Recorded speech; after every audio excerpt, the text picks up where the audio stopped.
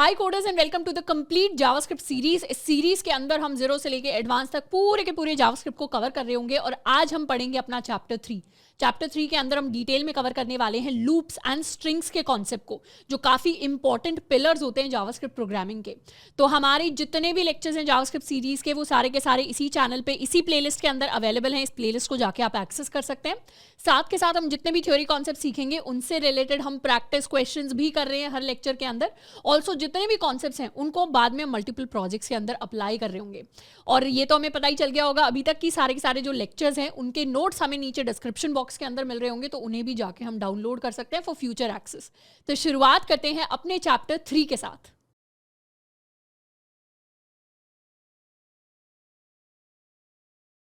Hi everyone, और अब हम शुरुआत करने वाले हैं जावास्क्रिप्ट की अपनी सीरीज के अंदर चैप्टर 3 के साथ। चैप्टर 3 के अंदर हम पढ़ेंगे लूप्स एंड स्ट्रिंग्स के बारे में। अब हमारी जो जावास्क्रिप्ट की सीरीज है वो इसी चैनल के ऊपर इस प्लेलिस्ट के अंदर अवेलेबल है, जहां पर जाकर आप डिफरेंट टॉपिक्स के बारे में भी पढ़ सकते हैं जावास्क्रिप्ट से रिलेटेड। तो शुरुआत करते हैं अपने चैप्टर 3 के साथ। चैप्टर 3 के अंदर अब सबसे पहले हम बात करेंगे लूप्स के बारे में। जावास्क्रिप्ट के अंदर या इन जनरल प्रोग्रामिंग के अंदर लूप्स काफ़ी इंपॉर्टेंट कॉन्सेप्ट होता है। लूप्स का काम होता है to execute a piece of code again and again. अगर हमें कुछ ऐसा काम है जिसको रिपीट कर करके करवाना है, जैसे अगर हम स्पॉटिफाई के ऊपर या यूट्यूब के ऊपर अगर कभी गाने सुनते हैं तो उन सॉन्ग्स को हम लूप पे चला सकते हैं। यूट्यूब हमें ऑप्शन देता है गानों को लूप पे चलाने का। तो लूप पे किसी चीज़ को चलाने का मतलब होता है उस चीज़ को बार बार बार बार बार बार रिपीट करके देखना। फॉर एग्जाम्पल, एक बार अपने कोड की तरफ आ जाते हैं। कोड में हमने ऑलरेडी अपना जावास्क्रिप्ट का एक फोल्डर बनाया हुआ है। फोल्डर के अंदर हमने 2 फाइल्स को बनाया हुआ है, index.html, script.js। index.html के अंदर हमने बहुत बेसिक सा बॉयलर प्लेट कोड जो है, बेसिक कोड, उसको जनरेट कर रखा है और उसके अंदर हमने script.js लिखा हुआ है ताकि हम अपनी जावास्क्रिप्ट को अटैच कर सकें। जावास्क्रिप्ट फाइल अभी कंप्लीटली खाली है और इसी सेम index.html फाइल को हमने खोला हुआ है अपने ब्राउजर के अंदर। तो यहाँ पर अभी कंप्लीटली जो चीज़ें हैं वो कंप्लीटली एम्प्टी है। अब लेट्स सपोज हमारे पास कोई टास्क है कि हमें अपना कॉलेज प्रिंट करवाना है 5 बार। तो सबसे पहले हमारे दिमाग में आएगा कि हम कोई भी चीज़ स्क्रीन के ऊपर कैसे प्रिंट करवाते हैं। हम लिखते हैं जावास्क्रिप्ट के अंदर console.log और उसके अंदर हम प्रिंट करवाएंगे अपना कॉलेज। इसको सेव कर लेते हैं। यहाँ आए, रिफ्रेश किया तो हमारे पास अपना कॉलेज प्रिंट होकर आ गया। इनफैक्ट इस स्क्रीन में यहाँ 3 डॉट्स पर जाएं तो डॉक साइड को हम चेंज भी कर सकते हैं। अभी राइट साइड में दिख रहा है हमारा कंसोल विंडो, इसे हम लेफ्ट की तरफ शिफ्ट कर लेते हैं। तो अपना कॉलेज हमारे पास यहाँ पर प्रिंट होकर आ गया। पर हमें इसे 5 बार प्रिंट करवाना है, तो सिंपल तरीका होगा कि हम इसी सेम लाइन को 5 बार यहाँ पे कॉपी करते हैं। इसको सेव कर लेते हैं, रिफ्रेश करते हैं। क्या हुआ, हमारे पास 5 बार सेम चीज़ प्रिंट होकर आ गई। अब हमें टास्क दिया जाता है इसी सेम चीज़ को हमें 100 बार प्रिंट करना है, या टास्क दिया जाता है 1000 बार प्रिंट करना है, या 1 लाख बार प्रिंट करना है। तो मैन्युअली हमारे दिमाग में आएगा कि मैन्युअली इसको कॉपी पेस्ट करने में तो हमें बहुत सारा टाइम लग जाएगा, बहुत सारी मैन्युअल मेहनत लग जाएगी। और इसी मेहनत से हमें बचाते हैं हमारे लूप्स। लूप्स का काम होता है कोई काम ऐसा जिसको रिपीट करना है हमें मल्टीपल टाइम्स, या अगर हमें नंबर ऑफ टाइम्स उसे रिपीट करना है तो उसके लिए हम लूप्स को यूज़ करते हैं। अब लूप्स के अंदर डिफरेंट तरीके के हमारे पास लूप्स होते हैं। एक टाइप जिसको हम काफ़ी ज़्यादा अपने कोड के अंदर यूज़ करते हैं, हमारा फॉर लूप होता है। फॉर के अलावा हमारे पास वाइल लूप होता है, हमारे पास डू वाइल लूप होता है। मतलब सेम काम को रिपीट करवाने के अलग अलग तरीके हैं बस लिखने के। उनमें से अब सबसे पहले हम सीखने वाले हैं फॉर लूप के बारे में। अब लूप्स को लिखने के, यानी लूप्स के सिंटैक्स को लिखने के बहुत सारे तरीके होते हैं, जिनमें से सबसे पहला, इनफैक्ट सबसे ज़्यादा फ्रीक्वेंटली यूज होता है हमारा फॉर लूप। फॉर लूप को लिखने का ये सिंटैक्स होता है। पहली बार में जब इसे देखते हैं एज अ बिगिनर तो हमें काफ़ी डरावना सा सिंटैक्स लग सकता है, पर मैं आपको एश्योरेंस दे रही हूँ कि इस चैप्टर के बाद आगे कभी भी अगर हम लूप्स को देखेंगे तो ये हमारे दोस्त की तरह है। हम इसको इतनी बार लिख लेंगे सेम चीज़ों को कि ये हमें एक तरीके से याद हो जाएंगे। तो loops are our friends in programming. अब फॉर लूप को लिखने का तरीका होता है कि हम अपने फॉर कीवर्ड को कुछ इस तरीके से सबसे पहले लिखते हैं। उसके बाद हम लगाते हैं अपने पेरेंथेसिस, और पेरेंथेसिस के अंदर हम अपने लूप की 3 स्टेटमेंट्स को लिखते हैं। इनमें से सबसे पहली स्टेटमेंट यानी let i is equal to 1, ये क्या हो गई, ये कंप्लीट स्टेटमेंट हो गई। हम चाहते तो अपने कोड के अंदर simply let i, variable i is equal to 1, इस तरीके से एक अलग स्टेटमेंट भी लिख सकते थे, पर यहाँ पे हमने क्या किया, 3 स्टेटमेंट्स को कंबाइन किया। ये हमारी फर्स्ट स्टेटमेंट है। इसका मतलब है इसे हम अपनी इनिशियलाइजेशन स्टेटमेंट भी कहते हैं। यानी ये क्या कर रही है, ये हमारे पास एक वेरिएबल है आई जिसको इनिशियलाइज कर रही है, उसकी शुरुआत कर रही है, और अभी आई की वैल्यू की शुरुआत हो रही है 1 के साथ। उसके बाद होती है हमारी सेकंड स्टेटमेंट। सेकंड स्टेटमेंट क्या होती है, ये हमारी स्टॉपिंग कंडीशन को बताती है। स्टॉपिंग कंडीशन यानी ये हमारा जो लूप है वो कब तक चलेगा। और तीसरी होती है हमारी स्टेटमेंट जिसको हम कहते हैं अपडेशन, कि हमारा जो वेरिएबल है आई ये किस तरीके से अपडेट होगा। तो यहाँ पर आई की वैल्यू की शुरुआत कर दी हमने आई इज इक्वल टू 1 के साथ, और हम कह रहे हैं स्टॉपिंग स्टेटमेंट क्या है, स्टॉपिंग कंडीशन क्या है कि हमारा लूप तब तक चलता रहेगा जब तक आई की वैल्यू लेस देन या इक्वल टू 5 रहती है। जब तक ये वैल्यू रहती है, ये वैल्यू हमें ट्रू दे रहा है जब तक हमारा लूप चलता रहेगा। मतलब आई इज इक्वल टू 1 है तो 1 हमारा लेस देन इक्वल टू 5 होता है, ट्रू दे रहा है मतलब लूप चलेगा। उसके बाद अपडेशन कंडीशन होगी, आई प्लस प्लस होगा, आई प्लस प्लस हुआ मतलब आई की वैल्यू 1 से बढ़ के 2 हो गई। उसके बाद दोबारा चेक किया जाएगा कि क्या 2 की value less than equal to 5 है, हाँ ये भी हमें ट्रू देगा तो भी हमारा लूप चलता रहेगा। तो इस तरीके से एक बार हम इनिशियलाइज करते हैं, बार बार हम अपडेट करते हैं और बार बार हम अपनी स्टॉपिंग कंडीशन को चेक करते हैं, पर इनिशियलाइजेशन हमेशा एक बार किया जाता है। अब एक बार इसको और थोड़ा सा डिटेल में पढ़ने से पहले एक बार इस कोड को हम रन करके देखते हैं। यहाँ तो हमने 5 बार अपना कॉलेज प्रिंट करवाकर अपना लूप रन किया, इसे कमेंट आउट कर देते हैं। अब हम क्या करेंगे, फॉर लूप लिखेंगे। हम इस तरीके से अपने फॉर लूप को लिखते हैं फॉर, फिर हमने क्या किया, एक वेरिएबल बनाया, या इस वेरिएबल को आई की जगह एक बार काउंट नाम ले लेते हैं। शुरुआत में हमारे काउंट की वैल्यू है 1, let count is equal to 1। उसके बाद हम लूप तब तक चलाएंगे जब तक हमारे काउंट की value less than equal to 5 नहीं रहती, और हर बार हम अपने काउंट को कर देंगे प्लस प्लस, या हम count is equal to count plus 1 भी इस तरीके से भी अपना कोड लिखा जा सकता है, ऐसे भी लिख सकते थे, पर जनरली लूप्स के अंदर हम प्लस प्लस या माइनस माइनस यूज करते हैं। तो ये हो गया काउंट प्लस प्लस। एंड फिर हम क्या करेंगे, हर बार ये जो करली ब्रेसेस होते हैं ये हमारा ब्लॉक ऑफ कोड हो गया, और ये फॉर लूप का ब्लॉक ऑफ कोड है। इस ब्लॉक ऑफ कोड के अंदर हम अपना काम करवाते हैं जिसको हमें रिपीट करवाना है। हमें किस काम को रिपीट करवाना है, हमें console.log अपना कॉलेज जो हम प्रिंट करवा रहे हैं उस काम को रिपीट करवाना है।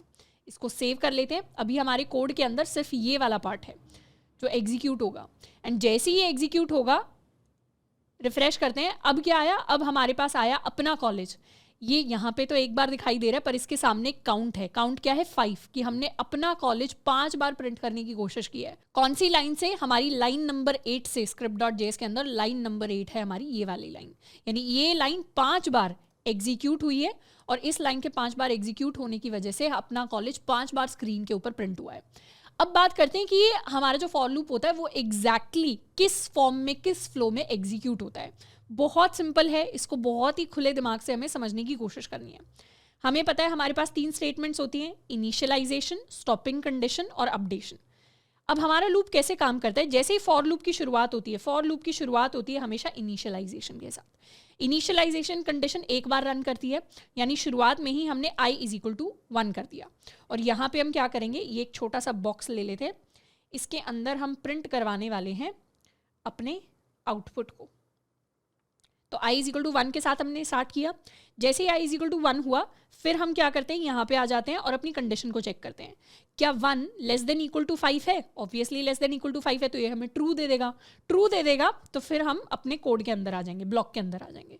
फिर हमारे ब्लॉक के अंदर जो भी काम लिखा होगा, वो काम किसी वेरिएबल के साथ कोई कैलकुलेशन करना भी हो सकता है, कुछ भी काम हो सकता है। यहाँ पे हमने प्रिंट करने का काम दिया है, तो हम क्या कर देंगे, यहाँ पे चीज़ों को प्रिंट कर देंगे। प्रिंट किया तो हम अपना कॉलेज एक बार प्रिंट कर देंगे, ये हमने प्रिंट कर दिया। जैसे ही पूरा का पूरा काम खत्म हो गया, तो ब्लॉक ऑफ कोड से वापस हम अपडेशन की तरफ जाते हैं। अब हम अपडेशन पर गए तो आई प्लस प्लस हो जाएगा। आई प्लस प्लस हुआ यानी इस बार आई की वैल्यू हो गई 2। जैसे ही अपडेशन हुआ उसके बाद दोबारा से स्टॉपिंग कंडीशन चेक की जाती है। अब कंडीशन चेक करेंगे, क्या 2 लेस देन इक्वल टू 5 है, ये हमें ट्रू दे देगा।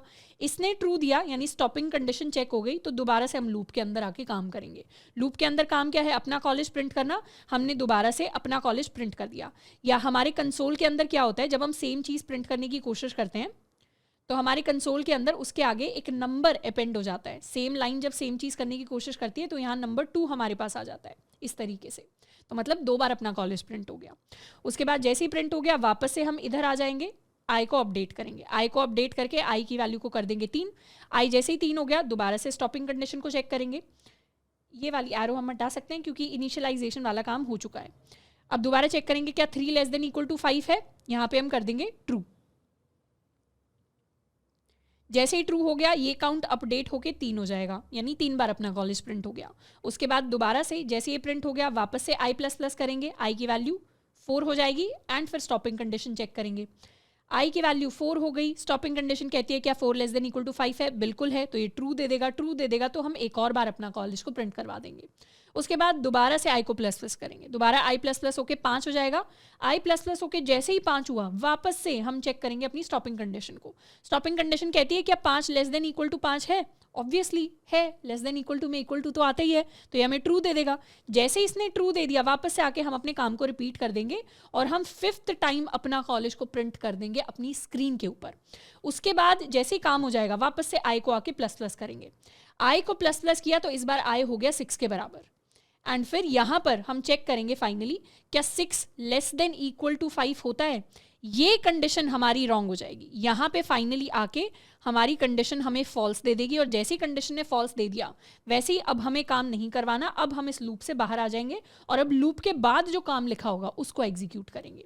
तो इसीलिए अगर मैं लूप के बाद लिख दूं console.log loop has ended and save करें, रिफ्रेश करें, तो 5 बार अपना कॉलेज प्रिंट हुआ और लास्ट में प्रिंट होके आ गया loop has ended.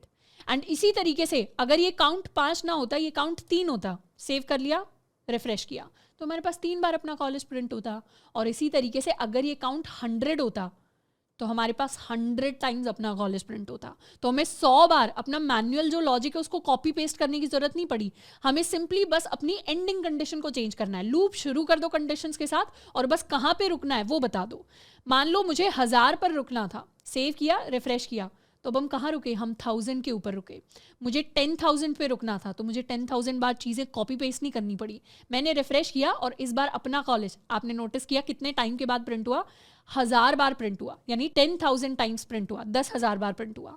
In fact I can even make it 1 lakh. Save किया, रिफ्रेश किया, धीरे धीरे काउंट अपडेट हो रहा है मेरा, और ये धीरे धीरे जा रहा है चीज़ें प्रिंट हो रही हैं, एंड इंटरनली मेमोरी के अंदर अपना कॉलेज जो है वो 1 लाख टाइम्स प्रिंट होगा। तो अभी अराउंड हमारा 80,000, 90,000 and finally 1 lakh bar print हुआ और लास्ट में प्रिंट होके आ गया लूप हैज़ एंडेड।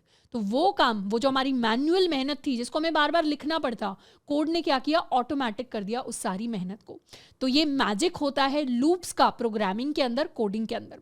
अब लूप्स को यूज़ करके बहुत सारे डिफरेंट प्रोग्राम्स हैं जिनको क्रिएट किया जा सकता है।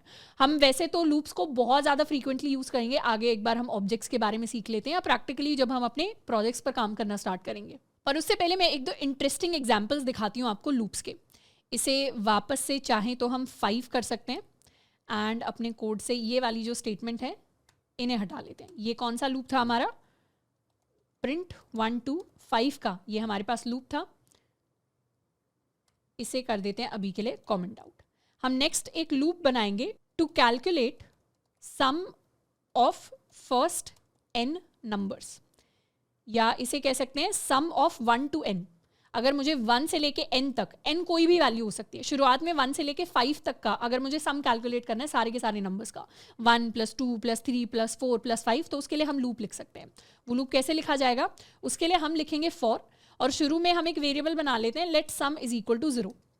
ये क्या है, मेरा सम वेरिएबल है जो शुरुआत में 0 के इक्वल है। हम एक लूप चला सकते हैं जो बार बार जो हमारे नंबर्स हैं उसको 1 से स्टार्ट करेगा और कहाँ तक लेके जाएगा, 5 तक लेके जाएगा, और हर बार हम i को कर देंगे प्लस प्लस।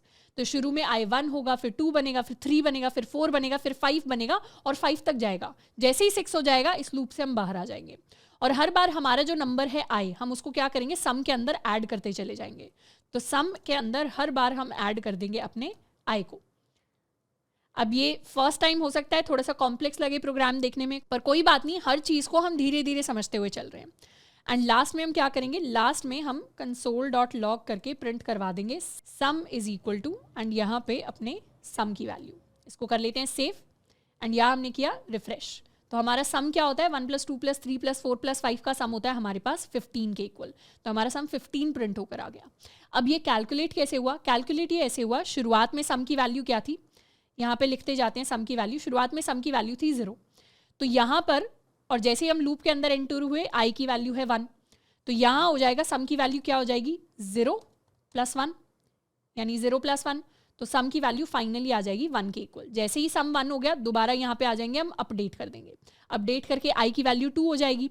i की वैल्यू 2 हो गई, ये कंडीशन ट्रू दे देगी, तो दोबारा से सम की वैल्यू को अब चेक करेंगे। सम की वैल्यू ऑलरेडी है 1, उसके अंदर हम प्लस कर देंगे i को, यानी 2 को प्लस कर दिया, तो सम की वैल्यू अब 3 बन गई।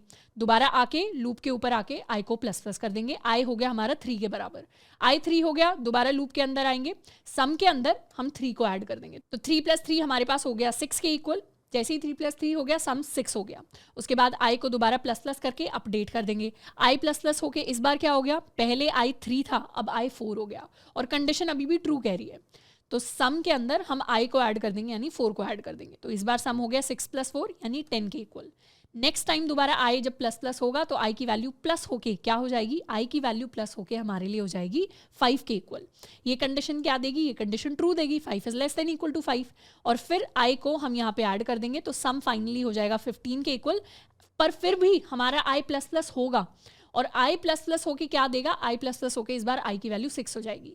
6 लेस देन इक्वल टू 5 नहीं होता, तो हम इस लूप से बाहर निकल जाएंगे। सम की वैल्यू क्या रही, फाइनली सम की वैल्यू 15 रही, और वही 15 हमारे लिए कंसोल विंडो पर आकर प्रिंट हो गया।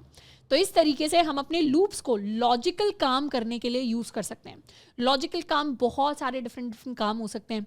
लॉजिकल काम ये भी हो सकता है सम ऑफ 1 to 5 हम कैलकुलेट करें, या हम यहाँ पे सम ऑफ 1 to n भी कैलकुलेट कर सकते हैं। ये n कोई भी नंबर हो सकता है, बस हमें क्या करना पड़ेगा, अपनी स्टॉपिंग कंडीशन को चेंज करना पड़ेगा।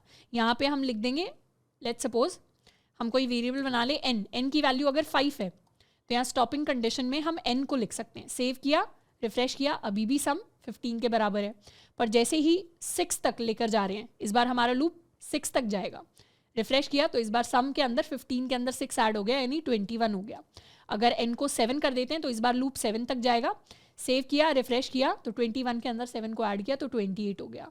अगर हम चाहते हैं 1 से लेके 100 तक सारे नंबर्स का सम कैलकुलेट हो, तो कोई नहीं, बस n की वैल्यू चेंज करनी है, 100 कर दिया, रिफ्रेश किया, तो हमारा 1 से लेके 100 तक सारे के सारे नंबर्स का सम इज इक्वल टू 5050, और वही सेम वैल्यू हमारे पास प्रिंट होकर आ गई। तो जो कॉम्प्लेक्स काम था, जिसको यूज करने में हमें बहुत सारा टाइम लगता मैन्युअली, उसको प्रोग्राम ने क्या किया, एक सिंपल से 2-3 लाइनों के अंदर उसको निपटा दिया। तो ये मैजिक होता है, इस तरीके से हमारे लूप्स को प्रोग्रामिंग के अंदर हम यूज कर रहे होते हैं। अब यहाँ एक और चीज हम सीखने वाले हैं लूप से रिलेटेड, उसके लिए अपने पहले वाले एग्जाम्पल पे आ जाते हैं। Let's come to our initial example, जिसके अंदर हम अपना कॉलेज को 5 बार प्रिंट करवा रहे थे। इस बार अपना कॉलेज की जगह हम क्या करेंगे, आई को 5 बार प्रिंट करवा लेते हैं। यहाँ लिख देते हैं आई इज इक्वल टू, ताकि हमें क्लियर हो हमारा लूप कैसे काम कर रहा है, refresh. Okay, I is not defined, इस काउंट को हम आई कर लेते हैं। जनरली हमारे जो लूप के वेरिएबल्स होते हैं उनको या तो हम आई कहते हैं या हम जे कहते हैं, उनको हमें ज़्यादा मीनिंगफुल इन जनरल बनाने की जरूरत नहीं पड़ती। तो हमारा लूप हो गया, इसके अंदर आई को प्रिंट करवा रहे हैं, पहले आई 1 था, 2 था, 3 था, 4 था, 5 था। तो इस तरीके से हमारे लूप के अंदर आई की वैल्यू जो है वो चेंज हो रही है, अपडेट हो रही है। अब यहाँ पर इवन दो हमने आई को यहाँ पे डिफाइन कर रखा है, पर अगर इस लूप के बाहर मैं कोशिश करूँ आई की वैल्यू प्रिंट करवाने की, हम यहाँ आई की वैल्यू प्रिंट करवा रहे हैं लास्ट में लूप के बाद, तो यहाँ हम सोच सकते हैं आई यहाँ पे लास्ट टाइम क्या था, 6 था, तो यहाँ भी 6 आके प्रिंट होना चाहिए, क्योंकि जब ये लूप खत्म हुआ तब आई की वैल्यू अपडेट होते होते 6 हो गई थी। पर सेव करके अगर रिफ्रेश करें तो यहाँ क्या आता है, हमारे पास एरर आता है that I is not defined. इसका रीजन क्या है, इसका रीजन ये है कि ये जो हमारा आई वेरिएबल हमने डिफाइन किया है, ये ब्लॉक स्कोप के अंदर डिफाइन हुआ है। ब्लॉक स्कोप कहने का मतलब ये सिर्फ इस फॉर लूप तक जिंदा है, उसके बाद ये खत्म हो जाएगा, मेमोरी से खत्म हो जाएगा। अब हमारे जावास्क्रिप्ट के कोड को नहीं पता कि आई क्या है, तो हमें यहाँ पे आई को यूज करना है, तो हमें आई को रीडिक्लेयर करना पड़ेगा, दोबारा डिफाइन करना पड़ेगा। पर ये एक डिफरेंस होता है लेट और वैर में। अगर मैं यहाँ वैर लिखती तो उस केस में आई सर्वाइव कर जाता, क्योंकि वैर फॉर लूप तक नहीं सर्वाइव करता। वैर कहता है मैं ग्लोबल हूँ, हर जगह रहूंगा। तो यहाँ सेव करते हैं, रिफ्रेश किया, वैर के केस में लास्ट वैल्यू आई की हमारी क्योंकि 6 थी, तो वो हमारे पास आकर प्रिंट हो गई। बट वैर को हमें कभी यूज़ नहीं करना, हम हमेशा लेट को ही यूज़ करते हैं जब भी अपने हम वेरिएबल्स को लिख रहे होते हैं अपने लूप्स के अंदर। पर ये चीज़ याद रखनी है कि लूप के अंदर जो वेरिएबल्स इनिशियलाइज होते हैं वो सिर्फ लूप तक ही रहते हैं, वहीं तक जिंदा रहते हैं, बाद में हम उन वेरिएबल्स को एक्सेस नहीं कर पाते। तो ये थे हमारे फॉर लूप्स। अब नेक्स्ट हम एक और कॉन्सेप्ट के बारे में बात करेंगे which is called an infinite loop. Infinite हमने मैथ के अंदर पढ़ा होगा। Infinity is basically something that never ends, infinitely लगातार चलती जाती है। तो जैसे लाइफ के अंदर मैथ के अंदर इनफाइनाइट होता है, वैसे हम लूप्स को भी ऐसे लूप लिख सकते हैं जो चलते ही रहते हैं, चलते ही रहते हैं। ऑल्दो ये हमें कभी नहीं करना है, we should never do it in a program. कभी भी हमें ऐसा लूप क्रिएट नहीं करना जो हमेशा के लिए चलता रहता है, क्योंकि उसके बहुत सारे नुकसान होते हैं। नुकसान ये होता है क्योंकि जब भी कोई लूप चलता है तो उसके अंदर अगर कोई भी काम हो रहा है तो इंटरनली वो मेमोरी के अंदर जगह घेरता है। कोई भी काम होता है, नया वेरिएबल डिफाइन हो रहा है, कैलकुलेशन हो रही है, हर चीज़ मेमोरी के अंदर रिसोर्सेज ऑक्यूपाई करती है। तो सीपीयू की पावर ऑक्यूपाई करती है, मेमोरी के अंदर जगह घेरता है। और एक पॉइंट ऐसा आएगा इनफाइनाइट लूप अगर हमने रन कर दिया कि हमारे कंप्यूटर की सिस्टम की सारी स्पेस खत्म हो जाएगी और हमारा जो भी प्रोग्राम चल रहा होगा, कोड चल रहा होगा, वो बंद हो जाएगा, हमारा सिस्टम भी बंद हो सकता है। एज सच परमानेंट डैमेज नहीं होगा जावास्क्रिप्ट के कोड में इनफाइनाइट लूप लिखने से, पर रियल लाइफ सिचुएशन में अगर आपने लिख दिया, अपनी वेबसाइट के अंदर लिख दिया, तो पूरी वेबसाइट हमारी क्रैश हो सकती है। इसीलिए इनफाइनाइट लूप हमें कभी नहीं लिखना। अब इनफाइनाइट लूप होता क्या है? एक ऐसा लूप जो नेवर एंडिंग हो, a loop that never ends. और एक नेवर एंडिंग लूप क्या होता है? ऐसा लूप जिसकी स्टॉपिंग कंडीशन कभी फॉल्स ही नहीं देती। स्टॉपिंग कंडीशन अगर किसी भी लूप की, जो हमारी स्टॉपिंग कंडीशन होती है, वो अगर हमेशा ट्रू दे दे तो वो लूप क्या बन जाएगा? वो लूप एक नेवर एंडिंग इनफाइनाइट लूप बन जाएगा। जैसे फॉर एग्जाम्पल, मैंने यहाँ आई की वैल्यू शुरुआत करी 1 के साथ, और आई को मैं कह रही हूँ लेस देन इक्वल टू 5 होना चाहिए, और हर बार हम आई को प्लस प्लस कर रहे हैं। पर अगर यहाँ मैं स्टॉपिंग कंडीशन को चेंज करके कह दूँ आई की value greater than equal to 0 होनी चाहिए। ये है मेरा कोड, इसको मैं रन करना चाहती हूँ। अब इसे एक बार ध्यान से देखना है लॉजिकली। आई की वैल्यू 1 है, अपडेशन में कह रखा है आई हमेशा बढ़ेगा, प्लस प्लस होगा, 2 होगा, 3 होगा, 4 होगा, 5 होगा। तो क्या मैं कह सकती हूँ कि आई तो हमेशा 0 से बड़ा ही रहेगा? तो ये कंडीशन तो हमेशा ही ट्रू देगी। और ऐसे केस में क्या होगा? और ऐसे केस में हमारे इनफाइनाइट लूप की वजह से हमारी जो मेमोरी है वो कंप्लीटली भर जाएगी।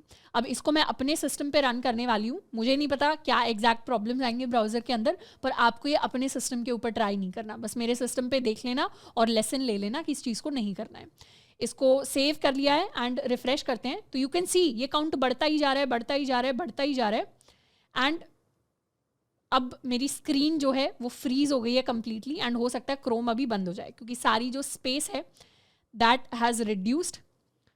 तो इस तरीके से I think I will need to start my browser once again. But basically मैं विंडो क्रॉस भी नहीं कर पा रही हूँ, कुछ स्टॉप भी नहीं हो रहा है, नया टैब भी नहीं खुल रहा है, तो कुछ नहीं हो रहा है। तो इस सिचुएशन से हमें बचना है, कभी भी इनफाइनाइट लूप को अपने कोड के अंदर नहीं लिखना है। So this was our infinite loop जिसको हमने क्रिएट करके देखा। नेक्स्ट हम बात करने वाले हैं एक और स्पेशल टाइप के लूप की जिसका नाम है वाइल लूप। अब जब भी हम डिफरेंट टाइप्स ऑफ लूप्स पढ़ रहे हैं, फॉर एग्जाम्पल हमने फॉर लूप पढ़ लिया, अब हम वाइल लूप पढ़ेंगे। ऐसा कोई भी काम नहीं है जो फॉर लूप से हम नहीं कर सकते। तो जो सारे काम हम फॉर लूप से कर सकते हैं वो सारे काम हम वाइल लूप से भी कर सकते हैं, जो वाइल से कर सकते हैं वो फॉर से भी कर सकते हैं। ये बस लूप्स को लिखने के डिफरेंट तरीके हैं। अब वाइल लूप की जब हम बात करते हैं, वाइल लूप को हमको जिस तरीके से लिखते हैं कि पहले हम अपना वाइल कीवर्ड लिखेंगे, उसके बाद पेरेंथेसिस के अंदर हम अपनी स्टॉपिंग कंडीशन को लिखने वाले हैं। ये स्टॉपिंग कंडीशन जब तक ट्रू है हमारा लूप चलता रहेगा, जैसे ही ये फॉल्स हो जाएगी हमारा लूप रुक जाएगा। और फिर अपना ब्लॉक बना के हम सारे के सारे काम यहाँ पर करते हैं। अब जो भी वेरिएबल के इनिशियलाइजेशन का काम होता है, जनरली वो सारे काम हम वाइल लूप से पहले करते हैं, और अपडेशन का काम हम लूप के अंदर ही कर रहे होते हैं।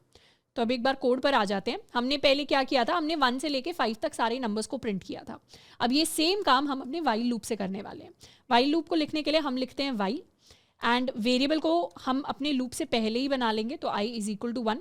जब तक हमारी आई की value less than equal to 5 रहती है तब तक हमें क्या करना है? तब तक हमें कंसोल डॉट लॉग करना है आई को। तो आई इज इक्वल टू आई।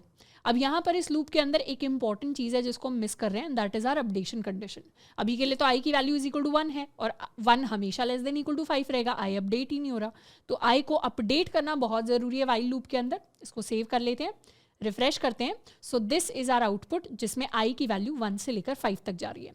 इस तरीके से 1 से लेकर 5 तक अगर हमें 5 बार कुछ और डिफरेंट काम करवाना हुआ, लेट्स सपोज हमें 5 बार, या इन दिस केस अगर हमें 10 टाइम्स अपना कॉलेज को प्रिंट करवाना है, सेव किया, रिफ्रेश किया, तो इस बार क्या हुआ? 10 टाइम्स हमारे पास अपना कॉलेज प्रिंट होकर आ गया। तो इस तरीके से जो सारे काम हम फॉर लूप से कर सकते थे उन सारे कामों को वाइल लूप से करना भी पॉसिबल है। नेक्स्ट टाइप ऑफ लूप जिसको हम पढ़ने वाले हैं that is the do while loop. अब डू वाइल लूप जैसे ही काम करता है, बस इसमें एक छोटा सा डिफरेंस होता है। छोटा सा डिफरेंस ये होता है कि वाइल लूप में क्या होगी, जो हमारी कंडीशन होती है कि कब स्टॉप करना चाहिए वो शुरू में ही चेक हो जाती है। The condition is at the start, जबकि डू वाइल लूप में ये जो कंडीशन होती है लास्ट में चेक होती है, एंड में चेक होती है। इसीलिए डू वाइल लूप में हमारे पास एक गारंटी होती है कि हमारा जो डू वाइल लूप होता है वो एटलीस्ट एक बार तो रन करेगा ही करेगा। जबकि वाइल लूप में ऐसी कोई कंडीशन नहीं होती। फॉर एग्जाम्पल वाइल लूप के अंदर मैंने लिख दिया i इज इक्वल टू 20, तो क्या i कभी भी लेस देन इक्वल टू 10 होगा? कभी भी नहीं होगा। इसको सेव किया, रिफ्रेश किया, तो मेरी स्क्रीन के ऊपर कुछ भी प्रिंट नहीं होगा। तो ये लूप क्या किया? ये लूप एक बार भी रन नहीं किया, क्योंकि पहले ही आपने सिचुएशन ऐसी दे दी, पहले ही आपने कंडीशन ऐसी दे दी जिसके अंदर वो कंडीशन कभी ट्रू होगी ही नहीं। बट डू वाइल लूप के अंदर फर्स्ट टाइम तो लूप हमेशा रन करेगा ही करेगा, काम होगा ही होगा, एंड उसके बाद हमारी कंडीशन जो है वो चेक की जाएगी। जैसे इसी सेम चीज़ को अगर डू वाइल लूप से करें, इसे कॉपी कर लेते हैं, पेस्ट करते हैं एंड इसे कर देते हैं कमेंट आउट। यहाँ पे let's suppose I start with i is equal to 20। अब डू वाइल लूप को लिखने के लिए हम लिखते हैं डू एंड उसके बाद अपना काम बता दें। लेट्स सपोज हमारा काम है कि हमें अपना कॉलेज प्रिंट करवाना है और हम हमेशा i को प्लस प्लस करते रहेंगे। अब डू वाइल लूप के अंदर इस तरीके से ब्लॉक के बाद हम अपनी वाइल की कंडीशन लिखते हैं। हम चाहते हैं हमारा लूप तब तक चले जब तक i की value less than equal to 10 है, और यहाँ लगा देते हैं सेमीकोलन। इसको सेव कर लेते हैं। अब i की वैल्यू शुरुआत में ही 20 है और कंडीशन कह रही है i less than equal to 10 होना चाहिए, तो हमारा लूप सिर्फ एक ही बार चलेगा। रिफ्रेश किया तो अपना कॉलेज सिर्फ एक ही बार हमारे पास प्रिंट होकर आया। अब जो हमारा वाइल लूप होता है, ये चीज़ याद रखनी है, वाइल लूप के अंदर लास्ट में कोई सेमीकोलन नहीं होता, जबकि हम डू वाइल के अंदर जब अपनी लास्ट की कंडीशन लिखते हैं तो इसके बाद हमें अपना सेमीकोलन लगाना पड़ता है। तो ये चीज़ इंपॉर्टेंट है जिसको आपको याद रखना है अगर हम first time while and do while loops को लिख रहे हैं तो। अब इसी तरीके से डू वाइल लूप के अंदर 1 से लेके 5 तक नंबर्स को कैसे प्रिंट करवा सकते हैं। हम अपना वेरिएबल ले लेंगे i, जिसको शुरू करेंगे 1 के साथ। हम क्या करेंगे, हर बार हमें प्रिंट करवाना है i is equal to, i को हर बार i को प्लस प्लस करते रहेंगे और लूप हमारा तब तक चलना चाहिए जब तक i is less than equal to 5। Save कर लेते हैं, रिफ्रेश करते हैं तो हमारे i की वैल्यू 1 से लेकर 5 तक जा रही है। तो इस तरीके से हमारा डू वाइल लूप ऑपरेट करता है। नेक्स्ट हम बात करने वाले हैं एक और स्पेशल टाइप के लूप के बारे में, which is the for of loop. अब हमारे पास जो फॉर लूप होता है, जो डू वाइल लूप होता है एंड जो हमारा वाइल लूप होता है, ये तो होते हैं 3 जनरल लूप्स जिनको हम यूज़ करते हैं, और इनमें से भी मैक्सिमम टाइम हम फॉर लूप को ही यूज़ करेंगे। पर इसके अलावा भी हमारे पास 2 स्पेशल लूप्स होते हैं। एक का नाम होता है फॉर ऑफ और एक का नाम होता है फॉर इन। ये लूप्स एज सच कुछ अलग नहीं कर रहे होते, बस ये हमें हेल्प करते हैं टू आइटरेट यानी लूप लगाना on some special data types. सबसे पहले फॉर ऑफ लूप के बारे में बात करते हैं। फॉर ऑफ लूप का काम होता है कि ये हमें स्ट्रिंग्स एंड एरेज के ऊपर लूप लगाने में हेल्प करता है। एरेज अभी क्या है, एरेज को इग्नोर कर देना है। स्ट्रिंग्स को हमने ऑलरेडी देख रखा है। स्ट्रिंग होता है हमारा कोई भी स्ट्रिंग, फॉर एग्जांपल मैंने कुछ भी अगर नाम लिख दिया तो ये क्या हो जाएगी, एक स्ट्रिंग हो जाएगी। अगर इस स्ट्रिंग के ऊपर एक एक कैरेक्टर के ऊपर जा जाके मुझे लूप लगाना है इस स्ट्रिंग की वैल्यूज़ पर, तो उसके लिए हम फॉर ऑफ लूप को यूज़ करेंगे। फॉर ऑफ लूप को लिखने का सिंटैक्स होता है फॉर, और इसके अंदर फिर हम कोई वेरिएबल बनाते हैं लेट, और हम अपने वेरिएबल का नाम कुछ भी रख सकते हैं, एंड फिर यहाँ पे हम अपने स्ट्रिंग वेरिएबल को लेते हैं। अगर एरे वेरिएबल है तो हम एरे वेरिएबल को भी ले सकते हैं, पर एरेज हमने पढ़े नहीं, बाद में पढ़ेंगे, तो हम फॉर ऑफ लूप को बाद में भी यूज़ कर रहे होंगे। तो हम अपने स्ट्रिंग वेरिएबल का नाम लिखते हैं और बीच में हम अपने ऑफ कीवर्ड को यूज़ करते हैं, और फिर ये जो हमारा वेरिएबल होता है इसमें एक एक करके स्ट्रिंग के सारे कैरेक्टर्स की वैल्यू हमारे पास आ जाती है। तो इस फॉर ऑफ लूप को लिखते हैं एक बार, इसे कर देते हैं comment out, and let's try to write our for of loop. For of loop के लिए हमें एक स्ट्रिंग बनानी पड़ेगी, तो उसके लिए एक स्ट्रिंग वेरिएबल बना लेते हैं। Let str is equal to, इसको कह देते हैं अपना कॉलेज। इस तरीके से हमने कोई स्ट्रिंग वेरिएबल बनाया। अब इसके ऊपर फॉर ऑफ लूप हम अप्लाई करते हैं। लेट वैल्यू ऑफ, इस तरीके से हमने एक वेरिएबल बनाया वैल्यू, इसको हम आई भी बोल सकते थे, एक बार इसे हम आई कह देते हैं। Let i of string str, और इसमें हम हर बार क्या करेंगे, चेक करेंगे इस i के अंदर वैल्यू क्या आती है, क्योंकि इसको ना हमने इनिशियलाइज किया, जैसे पहले वाले लूप्स में हम हमेशा अपने वेरिएबल को पहले ही कोई वैल्यू दे देते थे, पर फॉर ऑफ लूप के अंदर i के अंदर वैल्यू ऑटोमेटिकली आती है, और अपडेशंस भी इनफैक्ट ऑटोमेटिक होते हैं। हमें ना यहाँ पे इनिशियलाइजेशन देखना, ना यहाँ पे हमें अपडेशन देखना, ना यहाँ पे हमें स्टॉपिंग कंडीशन देखनी, तीनों में से कुछ नहीं देखना। ऑटोमेटिकली फॉर ऑफ लूप हमारे लिए सब देख लेगा। हमें क्या करना है, हमें हर बार हम क्या करेंगे, सिंपली अपने i को प्रिंट करवा देंगे, या इनफैक्ट यहाँ लिख देते हैं i इज इक्वल टू, इसको कर लेते हैं सेव एंड रिफ्रेश। तो ये क्या हुआ, हमारे पास i की सारी वैल्यूज प्रिंट होकर आ गई। फर्स्ट आइटरेशन में i की वैल्यू a है, फिर p है, फिर n है, फिर a है, फिर c है, फिर o है, फिर 2 बार डबल l है, फिर e है, g है, एंड इस तरीके से जो अपना कॉलेज था ये जो हमारी स्ट्रिंग थी, अगर इसके ऊपर फॉर ऑफ लूप लगाया तो हर बार जो ये आई होगा आइटरेटर होगा, इसे आइटरेटर भी कहते हैं, जो हमें आइटरेट करने में हेल्प करता है। हमारा जो आइटरेटर होगा उसके अंदर हमारे कैरेक्टर्स आ जाएंगे हर बार। अगर for example if I right JavaScript here, save कर लेते हैं, रिफ्रेश करते हैं, तो जावास्क्रिप्ट के जो सारे के सारे कैरेक्टर्स हैं वो हमारे पास प्रिंट होके आएंगे। हम फिर चाहें तो इन कैरेक्टर्स के साथ कुछ भी काम कर सकते हैं, कुछ भी ऑपरेशंस कर सकते हैं। फॉर एग्जाम्पल मुझे अपनी स्ट्रिंग की लेंथ कैलकुलेट करनी हुई कि ये स्ट्रिंग कितनी लंबी है, तो उसको कैलकुलेट करने का एक बेसिक तरीका होगा कि हम एक वेरिएबल बना लेते हैं length is equal to 0। Length की शुरुआत कर दी हमने 0 के साथ, या इसको लेंथ की जगह हम साइज कह लेते हैं। हमारी स्ट्रिंग का साइज अभी क्या है, साइज है 0।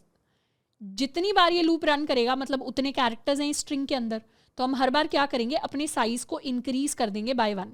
हर बार मेरा साइज इंक्रीज हो जाएगा बाय 1, और लास्ट में मैं प्रिंट करवा दूंगी string size is equal to हमारा साइज। इससे हमारे पास स्ट्रिंग का साइज आ जाएगा। अब हमें पहले से क्या पता है कि हमारे स्ट्रिंग का साइज क्या है, 1 2 3 4 5 6 7 8 9 10। हमारे पास लास्ट में यहाँ पे प्रिंट होकर आना चाहिए 10। जावास्क्रिप्ट के अंदर 10 कैरेक्टर्स हैं। रिफ्रेश किया तो लास्ट में क्या प्रिंट होकर आया, string size is equal to 10। तो इस तरीके से कुछ भी डिफरेंट काम है जो हम अपनी कैरेक्टर्स हैं या दूसरी जो वैल्यूज आएंगी उनके साथ कर सकते हैं, बट इस तरीके से हमारा फॉर ऑफ लूप वर्क करता है। जनरली यहाँ पे आइटरेटर आई को हम वैल्यू VAL बोल सकते हैं, वैल्यू कह सकते हैं, और हर बार हमारी जो वैल्यू है उसे हम लिख सकते हैं। तो ये हमारी वैल्यू आ जाएगी which is equal to individual characters each time. अब ये जो हमारा फॉर ऑफ लूप होता है इसे हम स्ट्रिंग्स एंड एरेज के लिए यूज करते हैं, बट ऑब्जेक्ट्स के लिए हमें इसे यूज नहीं करना है। ऑब्जेक्ट्स के लिए जिस टाइप के लूप को हम यूज करते हैं उसे हम कहते हैं for in loop. For in loop से हमारा जो आइटरेटर होता है उसके अंदर हमारे पास ऑब्जेक्ट की कीज आ जाती हैं। फॉर इन लूप को हम ऑब्जेक्ट्स के लिए भी यूज कर सकते हैं, और बाद में जब हम एरेज के बारे में पढ़ेंगे तो हम एरेज को भी यूज कर पाएंगे।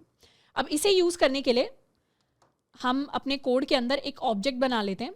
Let's try and comment this, and यहाँ हम लिख देते हैं अपना फॉर इन लूप।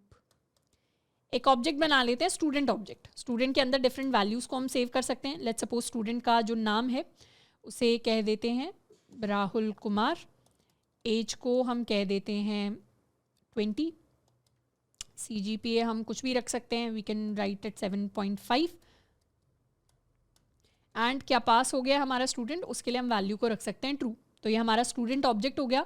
अब इस स्टूडेंट ऑब्जेक्ट के ऊपर लूप लगाने के लिए हम क्या करेंगे, हम अपना फॉर इन लूप लिखेंगे। इसमें सबसे पहले हम एक आइटरेटर बना लेते हैं, और फिर ऑफ की जगह हम यहाँ इन लिखते हैं।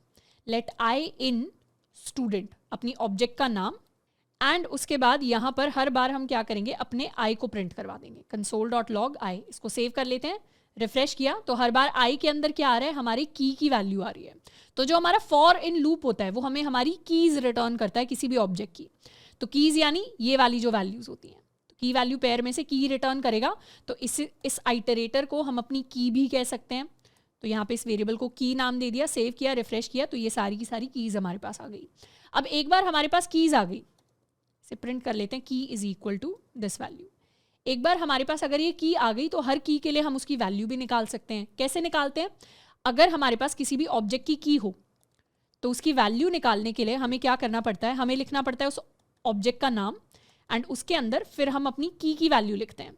तो यहाँ पर स्टूडेंट के अंदर हम अपने की वेरिएबल को पास कर देते हैं। यहाँ पे हमें डबल कोट्स पास करने की जरूरत नहीं है, क्योंकि डबल कोट से क्या करेंगे, स्टूडेंट के अंदर वो एग्जैक्ट की वैल्यू ढूंढने की कोशिश करेगा। बट हमें ऐसे नहीं करना, इस बार डबल कोट्स नहीं, क्योंकि की हमारा वेरिएबल ही है, कोई वैल्यू नहीं है, स्ट्रिंग वैल्यू, तो उसको हम इसी तरीके से पास करेंगे। सेव किया, रिफ्रेश किया, तो हर की के लिए उसकी वैल्यू भी प्रिंट होके आ गई। की है अगर नेम तो वैल्यू है राहुल कुमार, की है अगर एज तो वैल्यू है 20, की है अगर CGPA तो वैल्यू है 7.5। तो इस तरीके से की वैल्यू पेयर्स को हम एक्सेस कर सकते हैं using the for in loop. अब ये थे हमारे डिफरेंट लूप्स जिनको हमने पढ़ा है। इन्हीं को यूज करके हम कुछ प्रैक्टिस क्वेश्चंस को सॉल्व करने वाले हैं। सबसे पहला क्वेश्चन हमारे पास कहता है कि print all the even numbers from 0 to 100। हमें 0 से लेके 100 तक सारे के सारे इवन नंबर्स को प्रिंट करना है। अब इसी का एक सिंपलर वर्जन पहले कर लेते हैं। सबसे पहले प्रिंट करवाने की कोशिश करते हैं सारे के सारे नंबर्स को। अगर हमें 0 से लेके 100 तक सारे के सारे नंबर्स को प्रिंट करवाना होता तो हम कैसे करवाते हैं। यहाँ पे एक बार पॉज करना है, खुद से कोशिश करनी है। आप for loop, while loop, do while loop, किसी भी लूप को यूज़ कर सकते हो जो आपको पसंद है। उससे 0 से लेके 100 तक सारे के सारे नंबर्स को हमें प्रिंट करवाने की कोशिश करनी है। और इसे अब सॉल्व करते हैं। सॉल्व करने के लिए यहाँ आ जाते हैं, प्रैक्टिस क्वेश्चन 1 है ये हमारा। लेट्स सपोज एक फॉर लूप यूज़ करते हैं, मुझे 0 से लेके 100 तक सारे नंबर्स को प्रिंट करवाना है। तो हमारा जो आइटरेटर होगा, या इसको काउंट हम कह सकते हैं, या इसको नंबर कह सकते हैं। हमारा जो नंबर है इसको हम 0 से स्टार्ट कर सकते हैं, और ये जो नंबर है इसे हमें 100 तक लेके जाना है। तो number less than equal to जब तक 100 है तब तक हमारी कंडीशन चलती रहेगी। हर बार हम नंबर को कर देंगे प्लस प्लस, और हर बार हम क्या करवाएंगे, हर बार हम अपने नंबर को प्रिंट करवाएंगे। तो इसे कह सकते हैं number is equal to our number. कर लेते हैं सेव एंड रिफ्रेश। तो हमारे पास जितने भी नंबर प्रिंट होके आए 0 से लेके 100 तक, सारे के सारे नंबर्स हमारे पास प्रिंट होकर आ गए। अब हमें सोचना है कि इन नंबर्स में से हम इवन नंबर्स को कैसे सॉर्ट आउट करें। हमें पता है जब सारे नंबर्स प्रिंट करवाएंगे ऑड भी प्रिंट होगा, इवन भी प्रिंट होगा। अब हमें इस तरीके का कुछ सिस्टम चाहिए। अगर हमारे पास ऑड नंबर आता है तो उस केस में तो प्रिंट मत करो, डोंट प्रिंट। और अगर हमारे पास कोई इवन नंबर आता है, जैसे 0 हो गया, 2 हो गया, 4 हो गया, 6 हो गया, 8 हो गया, उस केस में हमें अपने नंबर्स को प्रिंट करना है।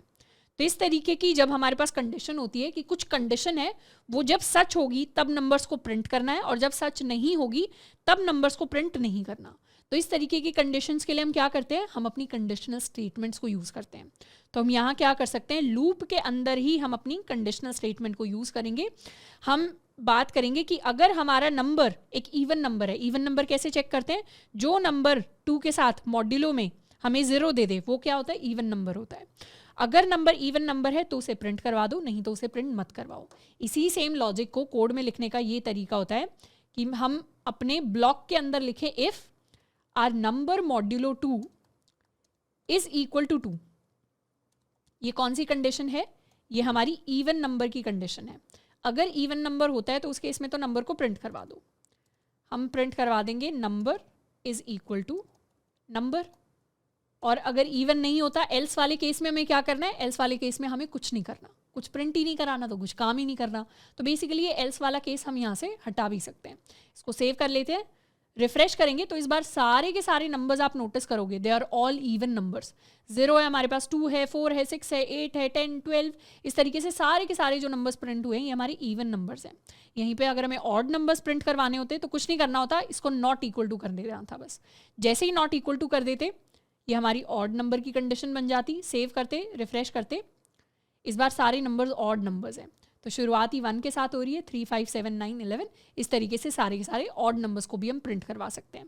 नेक्स्ट प्रैक्टिस क्वेश्चन हमें कह रहा है create a game where you start with any random game number.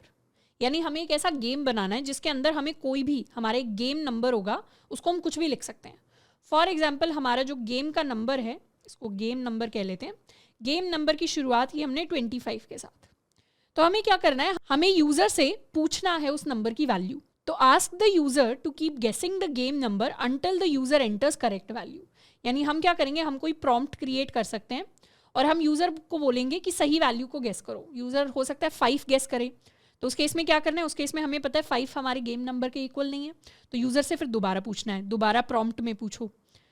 उस बार अगली बार हो सकता है यूजर 28 गेस करे, हमें पता है 28 गलत नंबर है, तो उससे दोबारा पूछो। तो इस तरीके से बार बार यूजर से पूछते रहना है जब तक यूजर ने सही नंबर गेस नहीं कर लिया। तो इसके लिए हमें एक गेम क्रिएट करना है। अब इसमें सबसे पहले तो प्रैक्टिस क्वेश्चन 2 लिख लेते हैं। यहाँ पे सबसे पहले तो हम अपना गेम नंबर लिख सकते हैं, let game number. Game number को हम कुछ भी वैल्यू के साथ इनिशियलाइज कर सकते हैं। लेट्स कॉल इट 25 कि हमारे गेम का नंबर है 25 एंड यूजर को जो है ये गेम नंबर गेस करना है।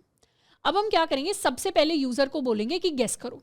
तो फर्स्ट टाइम तो यूजर सिर्फ अपना नंबर जो है उसको गेस करेगा। तो यूजर से गेस करवाने के लिए एक प्रॉम्प्ट क्रिएट कर लेते हैं, गेस द गेम नंबर। तो यूजर से कोई नंबर जो है उसको पूछेंगे और उसे एक वेरिएबल के अंदर स्टोर करा लेंगे। इसको हम कह देते हैं यूज़र नंबर, यूज़र ने जो नंबर एंटर किया। और अभी के लिए क्या करेंगे, इसे console.log करके प्रिंट करवा देंगे कि यूज़र ने हमारे लिए ये नंबर एंटर किया। सेव कर देते हैं, रिफ्रेश करते हैं। हमारे पास प्रॉम्प्ट आ रहा है guess the game number. Let's suppose हमने गेस किया 50। ओके कर दिया तो हमारे पास 50 प्रिंट होकर आ गया। वहीं पे अगर हम 5 गेस करते तो हमारे पास 5 प्रिंट होकर आ गया। अभी तो इतना किया है हमने। अब हमें क्या करना है, इस यूज़र नंबर को इस गेम नंबर के साथ मैच करने की कोशिश करनी है। तो हम क्या कर सकते हैं, एक हम वाइल लूप चला सकते हैं। और ये वाइल लूप कब तक चलेगा, इस वाइल लूप के अंदर बेसिकली हम अपने गेम को प्ले करेंगे और ये तब तक चलेगा जब तक यूज़र सही नंबर मैच नहीं कर देता। तो हमें इस वाइल लूप के अंदर इस वाइल लूप को तब तक रन करना है जब तक हमारे यूज़र नंबर की value is not equal to हमारे गेम नंबर की वैल्यू। यानी यूज़र नंबर जब तक हमारे गेम नंबर के इक्वल नहीं हो जाता तब तक हमारा वाइल लूप चलता रहेगा। और जैसे ही ये दोनों वैल्यूज इक्वल हो गई उस केस में हम क्या करेंगे, उस केस में लूप को ख़त्म कर देंगे और लास्ट में जाके हम प्रिंट करवा देंगे console.log congratulations you entered the right number। तो इस तरीके का हम कुछ करने वाले हैं। तो गेम नंबर हमारे पास ऑलरेडी है, यूज़र से हमने फर्स्ट टाइम अपना नंबर गेस करवा लिया। फिर एक वाइल लूप के अंदर गेम चलता रहेगा। अगर यूज़र ने गलत नंबर एंटर किया तो इस वाइल लूप के अंदर दोबारा उससे अगला नंबर पूछा जाएगा, दोबारा पूछा जाएगा, दोबारा पूछा जाएगा, तब तक पूछा जाएगा जब तक यूज़र सही नंबर एंटर नहीं कर देता। जैसे ही वो सही नंबर एंटर करेगा वैसे हम प्रिंट करवा देंगे कंग्रेचुलेशंस। यहाँ स्पेलिंग ठीक कर लेते हैं, congratulations you entered the right number. अब यहाँ पर हमें अपने गेम के लॉजिक को सोचना है। लेट्स सपोज ये लूप कब रन करेगा, ये लूप तभी रन करेगा जब यूज़र ने गलत नंबर एंटर किया। अगर यूज़र गलत नंबर एंटर करता है तो हम क्या करेंगे, हम उससे दोबारा पूछेंगे। तो दोबारा हम एक प्रॉम्प्ट क्रिएट करेंगे एंड उसको बताएंगे you entered wrong number and फिर उसे बोलेंगे गेस अगेन, कि दोबारा उसे नंबर को गेस करना है।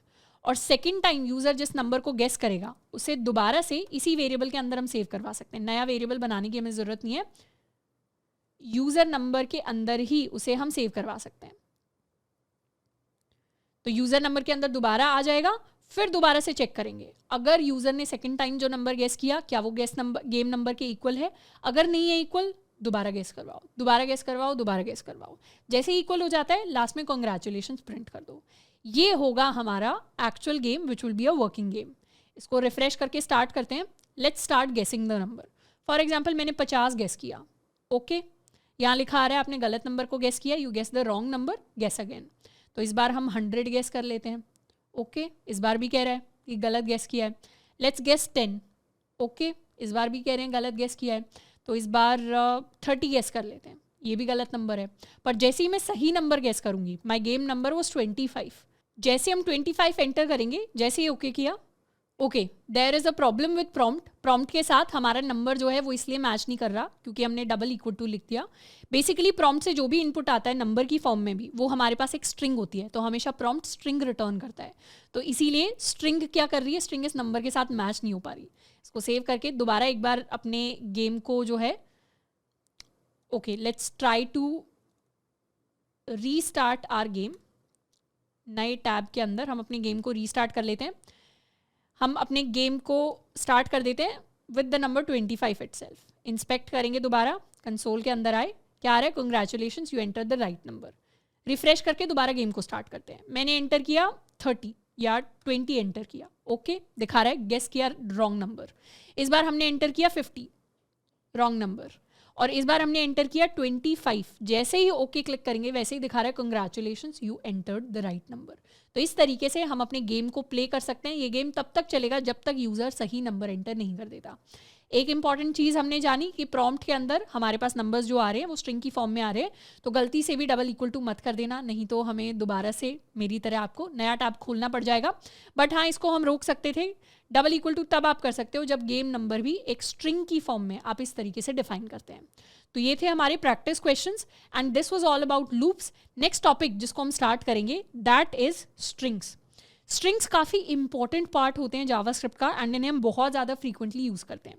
अब strings is a sequence of characters used to represent text. जब भी हमें कोई टेक्सचुअल इन्फॉर्मेशन लिखनी होती है, मुझे कोई नेम लिखना है, मुझे कोई लेट्स सपोज सेंटेंस लिखना है, मुझे कोई पैराग्राफ लिखना है जावास्क्रिप्ट के अंदर, सारे के सारे काम हम स्ट्रिंग्स की फॉर्म में कर रहे होते हैं। अब सबसे पहले हम बात करेंगे कि हम स्ट्रिंग्स को क्रिएट कैसे करते हैं। स्ट्रिंग्स को क्रिएट करने के लिए हम लिखते हैं लेट, फिर अपने स्ट्रिंग वेरिएबल का नाम और फिर हम अपनी स्ट्रिंग की वैल्यू लिख देते हैं। जैसे यहाँ पर अगर मुझे एक नई स्ट्रिंग को क्रिएट करना है, let str is equal to, और स्ट्रिंग्स को क्रिएट करने के दो तरीके होते हैं। सबसे पहला तो हम डबल कोट्स के अंदर किसी स्ट्रिंग को क्रिएट कर सकते हैं, तो इस तरीके से हम अपनी स्ट्रिंग को क्रिएट कर सकते हैं। सेव किया, रिफ्रेश किया, तो यहाँ पर हम प्रिंट करवा सकते हैं अपनी स्ट्रिंग की वैल्यू को। दूसरा तरीका होता है स्ट्रिंग को क्रिएट करने का, इसको कह देते हैं str2 इज इक्वल टू कि हम सिंगल कोट्स को यूज़ करें। तो सिंगल कोट्स के अंदर भी अगर हम कोई स्ट्रिंग यूज़ कर रहे हैं, क्रिएट कर रहे हैं, तो वो भी एक वैलिड तरीका है। तो दोनों में से किसी भी तरीके से हम अपनी स्ट्रिंग को क्रिएट कर सकते हैं। पर एक तरीका होगा कि आप सोचें यहाँ तो मैं डबल कोट्स लिख दूँ और यहाँ पे मैं सिंगल कोट लिख दूँ, तो इस तरीके से हमें स्ट्रिंग को क्रिएट नहीं करना। डबल कोट्स हैं तो ओपनिंग एंड एंडिंग दोनों डबल कोट्स करेंगे, सिंगल कोट है तो ओपनिंग एंड एंडिंग दोनों सिंगल कोट्स करेंगे, नहीं तो हमारे पास एरर आ सकता है। अब जितनी भी स्ट्रिंग्स को जावास्क्रिप्ट के अंदर हम क्रिएट करते हैं, उन सारी की सारी स्ट्रिंग्स के पास कुछ इनबिल्ट प्रॉपर्टीज होती हैं और कुछ इनबिल्ट फंक्शंस होते हैं। इन्हीं इनबिल्ट फंक्शंस को हम मेथड्स कह देते हैं। अभी के लिए बात करते हैं प्रॉपर्टीज के ऊपर। कुछ इनबिल्ट प्रॉपर्टीज होती हैं और इनमें से सबसे इंपॉर्टेंट प्रॉपर्टी होती है हमारी लेंथ प्रॉपर्टी। प्रॉपर्टी कहने का मतलब है जैसे ऑब्जेक्ट है, ऑब्जेक्ट के पास कुछ की वैल्यू पेयर्स होते हैं, तो वहाँ पे की जो होती है वो ऑब्जेक्ट के बारे में इंफॉर्मेशन स्टोर कर रही है। वैसे ही स्ट्रिंग्स के अंदर हमारे पास कुछ कुछ इंटरनल, इनको वेरिएबल्स कह सकते हैं कि हर स्ट्रिंग का अपना एक इंटरनल वेरिएबल होगा जो उसके बारे में कुछ वैल्यू स्टोर करेगा। और इनमें से एक इंटरनल वेरिएबल जो हर स्ट्रिंग के पास होता है वो होता है लेंथ वेरिएबल। किसी भी स्ट्रिंग की अगर हमें लेंथ प्रिंट करनी है तो उसके लिए हम लिख सकते हैं str स्ट्रिंग का नाम डॉट लेंथ, तो हमारे पास उसकी लेंथ आ जाएगी। जैसे हमने स्ट्रिंग का साइज कैलकुलेट किया था वही हमें कैलकुलेट करने की जरूरत नहीं पड़ती खुद से, वो ऑटोमेटिकली पहले से स्टोर्ड होता है जावास्क्रिप्ट के अंदर। फॉर एग्जाम्पल यहाँ रिफ्रेश करें तो ये था हमारा str, और हम str डॉट लेंथ लिख के स्ट्रिंग की लेंथ प्रिंट करवा सकते हैं which is equal to 11। So this is 11 characters. str2 की भी हम लेंथ प्रिंट करवा सकते हैं which is equal to 7, and if you count these are 7 characters. तो जो हमारी लेंथ है वो हमें total number of characters in a string return करके दे देती है। एंड इसके अलावा हम चाहें तो स्ट्रिंग के इंडिविजुअल इंडेक्स को भी एक्सेस कर सकते हैं। अब जो स्ट्रिंग है उन्हें एक तरीके से यहाँ पे हमें नज़र आ रहा होगा वो ऑब्जेक्ट की तरह बिहेव कर रही है। ऑब्जेक्ट की तरह कैसे? जैसे ऑब्जेक्ट के अंदर की होती है, हम लिखते हैं ऑब्जेक्ट डॉट की, उससे हम उसकी वैल्यू निकाल लेते हैं। वैसे ही हम यहाँ लिख रहे हैं स्ट्रिंग डॉट लेंथ और उससे हम उसकी वैल्यू निकाल रहे हैं। वैसे ही जैसे हम ऑब्जेक्ट के अंदर इस तरीके से अपनी की वैल्यू लिख देते हैं, वैसे ही स्ट्रिंग्स के अंदर हम क्या लिख सकते हैं, स्ट्रिंग का नाम और उसके बाद जिस भी पोजीशन का हमें कैरेक्टर चाहिए उस कैरेक्टर को, इंडिविजुअल कैरेक्टर को भी हम एक्सेस कर सकते हैं। इसके लिए एग्जाम्पल के लिए, फॉर एग्जाम्पल हमारे पास हमारी स्ट्रिंग है Apna college. We have our string Apna college. इस अपना कॉलेज स्ट्रिंग के अंदर हर एक कैरेक्टर के पास ओरिजिनल अपनी एक पोजीशन होती है, और ये जो पोजीशंस होती हैं ये हमेशा 0 से स्टार्ट होती हैं। ये पोजीशन 0 है, ये पोजीशन 1 है, 2 है, 3 है, 4 है, 5 है, 6 है, 7 है, 8 है, 9 है एंड ये 10 है। ये इंडिविजुअल पोजीशंस है एंड प्रोग्रामिंग के अंदर ये सारी की सारी पोजीशंस हमारी 0 से स्टार्ट होती हैं। और ये जो पोजीशंस होती हैं इन पोजीशंस को हम इंडेक्स भी बोलते हैं। सिंगुलर फॉर्म होती है इंडेक्स, प्लूरल फॉर्म होती है इंडाइसिस। दोनों का सेम ही मतलब है, पोजीशन की बात कर रहे हैं, कैरेक्टर की पोजीशन की। तो यहाँ पर इंडेक्स नंबर 0 पे हमारे पास कैरेक्टर है ए। इस कैरेक्टर को मुझे अगर एक्सेस करना है तो उसके लिए सिंपली मुझे लिखना पड़ेगा console.log str ऑफ 0। तो उससे क्या होगा, 0th पोजीशन वाला कैरेक्टर मेरे पास आ जाएगा विच इज इक्वल टू ए। इसको सेव कर लेते हैं, रिफ्रेश करते हैं, हमारे पास प्रिंट होकर आया ए। अगर मुझे फर्स्ट पोजीशन वाला चाहिए यानी इंडेक्स 1 वाला चाहिए तो उसके लिए हमारे पास p प्रिंट होकर आएगा। सेव करेंगे, रिफ्रेश करेंगे, so this will be equal to p। इसी तरीके से अगर कोई भी रैंडम 8th पोजीशन वाला कैरेक्टर चाहिए तो यहाँ पे 8th पोजीशन क्या होगी, 0 1 2 3 4 5 6 7 8। हमारे पास ई प्रिंट होके आना चाहिए। सेव किया, रिफ्रेश किया, ई प्रिंट होके आ गया। तो इस तरीके से इंडिविजुअल पोजीशन वाले कैरेक्टर्स को भी हम स्ट्रिंग्स के अंदर एक्सेस कर सकते हैं। अब ये तो हो गई नॉर्मल स्ट्रिंग को क्रिएट करना, उसे यूज करना। साथ के साथ in JavaScript we have something called template literals. Template literals is a way to have embedded expressions in strings. यानी नॉर्मली अगर हम कोई स्ट्रिंग बनाते हैं तो स्ट्रिंग को हम इस तरीके से बना सकते हैं, पर स्ट्रिंग्स को बनाने का एक और तरीका भी होता है। जैसे यहाँ पर अगर आई राइट टेम्पलेट लिटरल्स, अगर हम कोई रैंडम, लेट्स सपोज कोई सेंटेंस लिखते हैं, this is my random sentence, तो इस सेंटेंस को स्टार्ट करने के लिए हम बैकटिक्स को भी यूज कर सकते हैं। बैकटिक्स होता है टेढ़ा कोट। ये हमारे कीबोर्ड के ऊपर अवेलेबल होगा, जनरली लेफ्ट साइड में टॉप राइट कॉर्नर में हमारे पास अवेलेबल होता है बैकटिक। अब बैकटिक्स को इस तरीके से यूज़ किया जाता है, बैकटिक्स के अंदर हम कोई भी टेक्स्ट लिख सकते हैं। This is a template literal. Template literal basically कह सकते हैं एक स्पेशल टाइप की स्ट्रिंग होती है, इसको कह सकते हैं स्पेशल टाइप की स्ट्रिंग है हमारे पास, my template literal. This is a special string, और इसको हम चाहें तो प्रिंट करवा सकते हैं। console.log हमारी स्पेशल स्ट्रिंग जो है इसको हम प्रिंट करवा लेते हैं। सेव किया, रिफ्रेश किया, तो ये क्या आ गया, this is a template literal. जो स्ट्रिंग की वैल्यू थी वो हमारे पास आ गई। हम चाहें तो इसका टाइप भी प्रिंट करवा सकते हैं। टाइप ऑफ स्पेशल स्ट्रिंग क्या होता है हमारे पास, स्ट्रिंग ही होता है। यानी ये जो टेम्पलेट लिटरल जिसको हम कह रहे हैं ये है तो स्ट्रिंग ही, बस ये कैसे क्रिएट हुई है, बैकटिक्स की फॉर्म में क्रिएट हुई है। अब यहाँ पे हमारे पास सवाल आ सकता है, जब स्ट्रिंग ही क्रिएट करनी थी तो डबल कोट्स था, सिंगल कोट्स था, बैकटिक्स क्यों यूज़ करने की ज़रूरत है? तो उसके लिए हम क्या करेंगे, एक प्रैक्टिकल एग्जाम्पल देखते हैं। फॉर एग्जाम्पल हमारे पास कोई ऑब्जेक्ट है और इसको कह देते हैं, कोई भी ऑब्जेक्ट है, OBJ कह देते हैं। इसके अंदर हमारे पास कोई भी आइटम है एंड उस आइटम का हमारे पास प्राइस है। फॉर एग्जाम्पल पेन है और पेन का हमने प्राइस स्टोर कर रखा है। प्राइस इज इक्वल टू, इसको कह देते हैं 10 रुपीज़। ये हमने ऑलरेडी स्टोर किया हुआ है एंड ये हमारी ऑब्जेक्ट है। अब अगर हमें इस ऑब्जेक्ट का आइटम एंड प्राइस दोनों प्रिंट करवाने एक ही लाइन के अंदर, तो हम अभी तक कैसे करते आए हैं, हम लिखेंगे console.log द आइटम या द कॉस्ट ऑफ, फिर हम आइटम को प्रिंट करवाएंगे, कॉमा करके हम लिखेंगे आइटम, फिर कॉमा करके हम लिखेंगे इज़, फिर कॉमा करके हम लिखेंगे प्राइस। एंड क्योंकि डायरेक्टली नहीं एक्सेस कर सकते तो इसको लिखेंगे object dot and object dot. तो इस तरीके से console.log करके हम अपनी वैल्यू को प्रिंट करवाएंगे। सेव कर लेते हैं, रिफ्रेश कर लेते हैं, तो यहाँ पे लिखा हुआ है the cost of pen is 10 rupees. इसको कह देते हैं 10, ये हमारी 10 वैल्यू आ जाएगी और फिर कॉमा करके हमें अलग से रुपीज़ जो है इसको प्रिंट करवाना पड़ेगा। सेव कर लेते हैं, रिफ्रेश करते हैं, इस बार आ रहा है the cost of pen is 10 rupees. इस तरीके से एक स्ट्रिंग की फॉर्म में हमने प्रिंट करवा दिया। अब इसी को करने का एक और बेटर तरीका होता कि बार बार हमने एक छोटी स्ट्रिंग बनाई, फिर वेरिएबल लिखा, फिर स्ट्रिंग बनाई, फिर वेरिएबल लिखा, फिर स्ट्रिंग बनाई। इस पूरी चीज़ को क्यों ना मैं एक सिंगल स्ट्रिंग के अंदर कंबाइन कर दूं, और इसको सिंगल स्ट्रिंग के अंदर कंबाइन करने का तरीका होता है हमारे टेम्पलेट लिटरल्स। टेम्पलेट लिटरल्स के अंदर स्ट्रिंग के साथ हम अपने वेरिएबल्स को भी लिख सकते हैं। फॉर एग्जाम्पल यहाँ मैं एक स्ट्रिंग बनाती, आउटपुट स्ट्रिंग इसको कह देते हैं, let output is equal to, और ये हमारी टेम्पलेट लिटरल टाइप की स्ट्रिंग होती, और इसमें हम लिखते हैं द कॉस्ट ऑफ, और फिर अगर कोई भी वेरिएबल हमें लिखना होता है तो उसके लिए हम लिखते हैं $, और फिर कर्ली ब्रेसेस, और इसके अंदर हम किसी भी वेरिएबल का नाम लिख सकते हैं। वेरिएबल का भी नाम लिख सकते हैं, कोई एक्सप्रेशन हो उसको भी लिख सकते हैं। तो ये हमारे वेरिएबल का नाम आ जाएगा और इसी स्ट्रिंग के अंदर कंटिन्यू कर सकते हैं, कोई कॉमा की जरूरत नहीं है। इज, फिर हम लिख देंगे अपने ऑब्जेक्ट प्राइस का नाम, object dot price and rupees.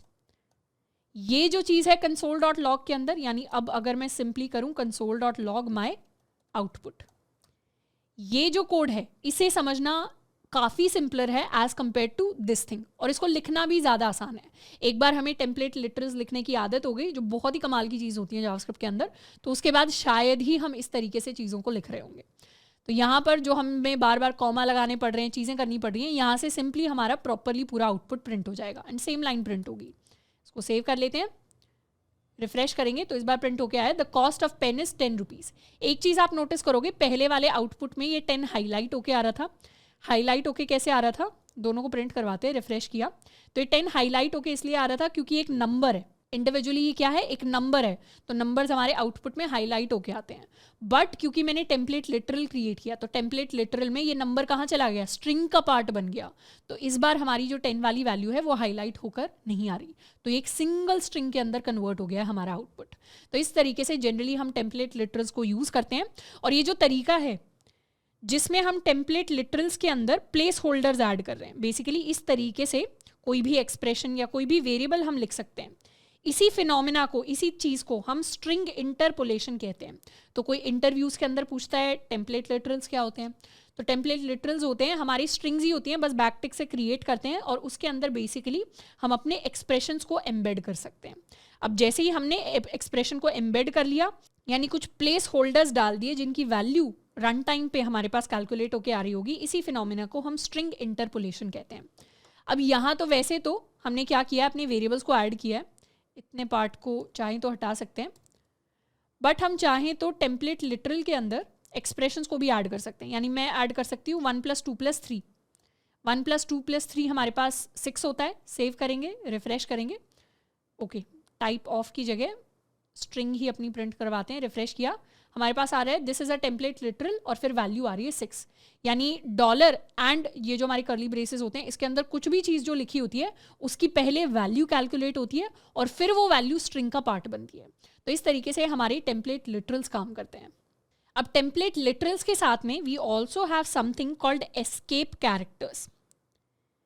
Escape characters भी हमारे स्ट्रिंग का पार्ट होते हैं। कैरेक्टर्स, एस्केप कैरेक्टर्स कहने का मतलब होता है जैसे कभी कभार अगर console.log के अंदर हमारे पास बहुत बड़ा सा कोई आउटपुट है, लेट्स सपोज हमें console.log के अंदर प्रिंट करवाना है अपना कॉलेज। ये बड़ा आउटपुट नहीं लिया, छोटा सा आउटपुट लिया मैंने, अपना कॉलेज इस तरीके से मुझे प्रिंट करवाना है, पर मैं चाहती हूँ अपना एक लाइन में आ जाए और कॉलेज सेकेंड लाइन में आ जाए।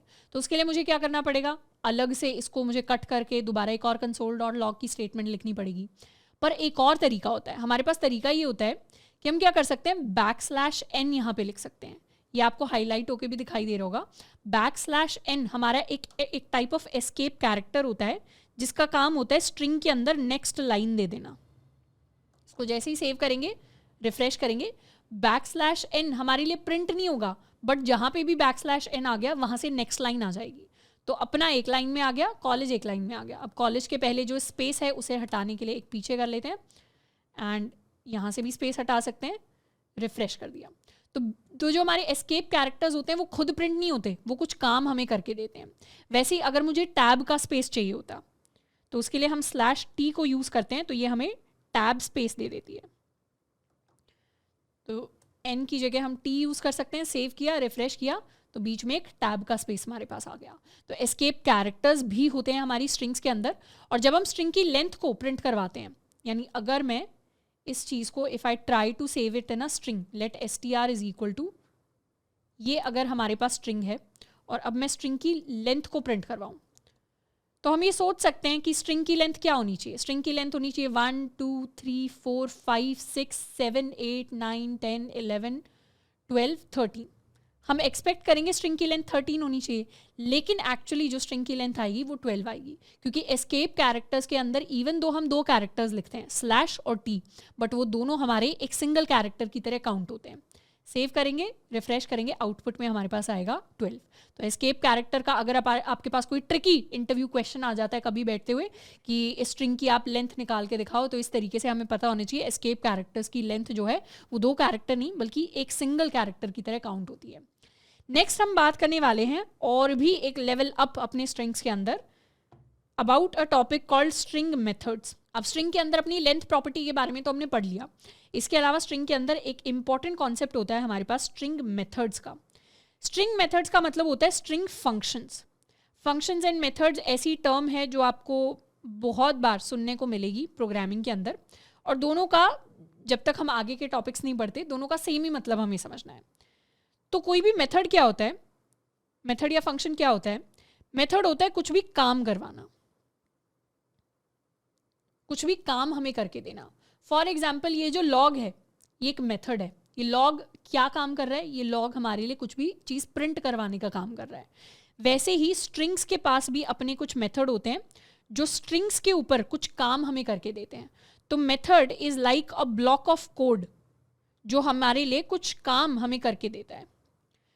तो स्ट्रिंग के बहुत सारे बिल्ट इन मेथड्स होते हैं, the built in functions that are use to manipulate a string. String को मैनिपुलेट करना है यानी उसकी वैल्यू के अंदर कुछ चेंज लेके आना। तो सबसे पहला मेथड जिसकी हम बात करने वाले हैं, this method is called to upper case.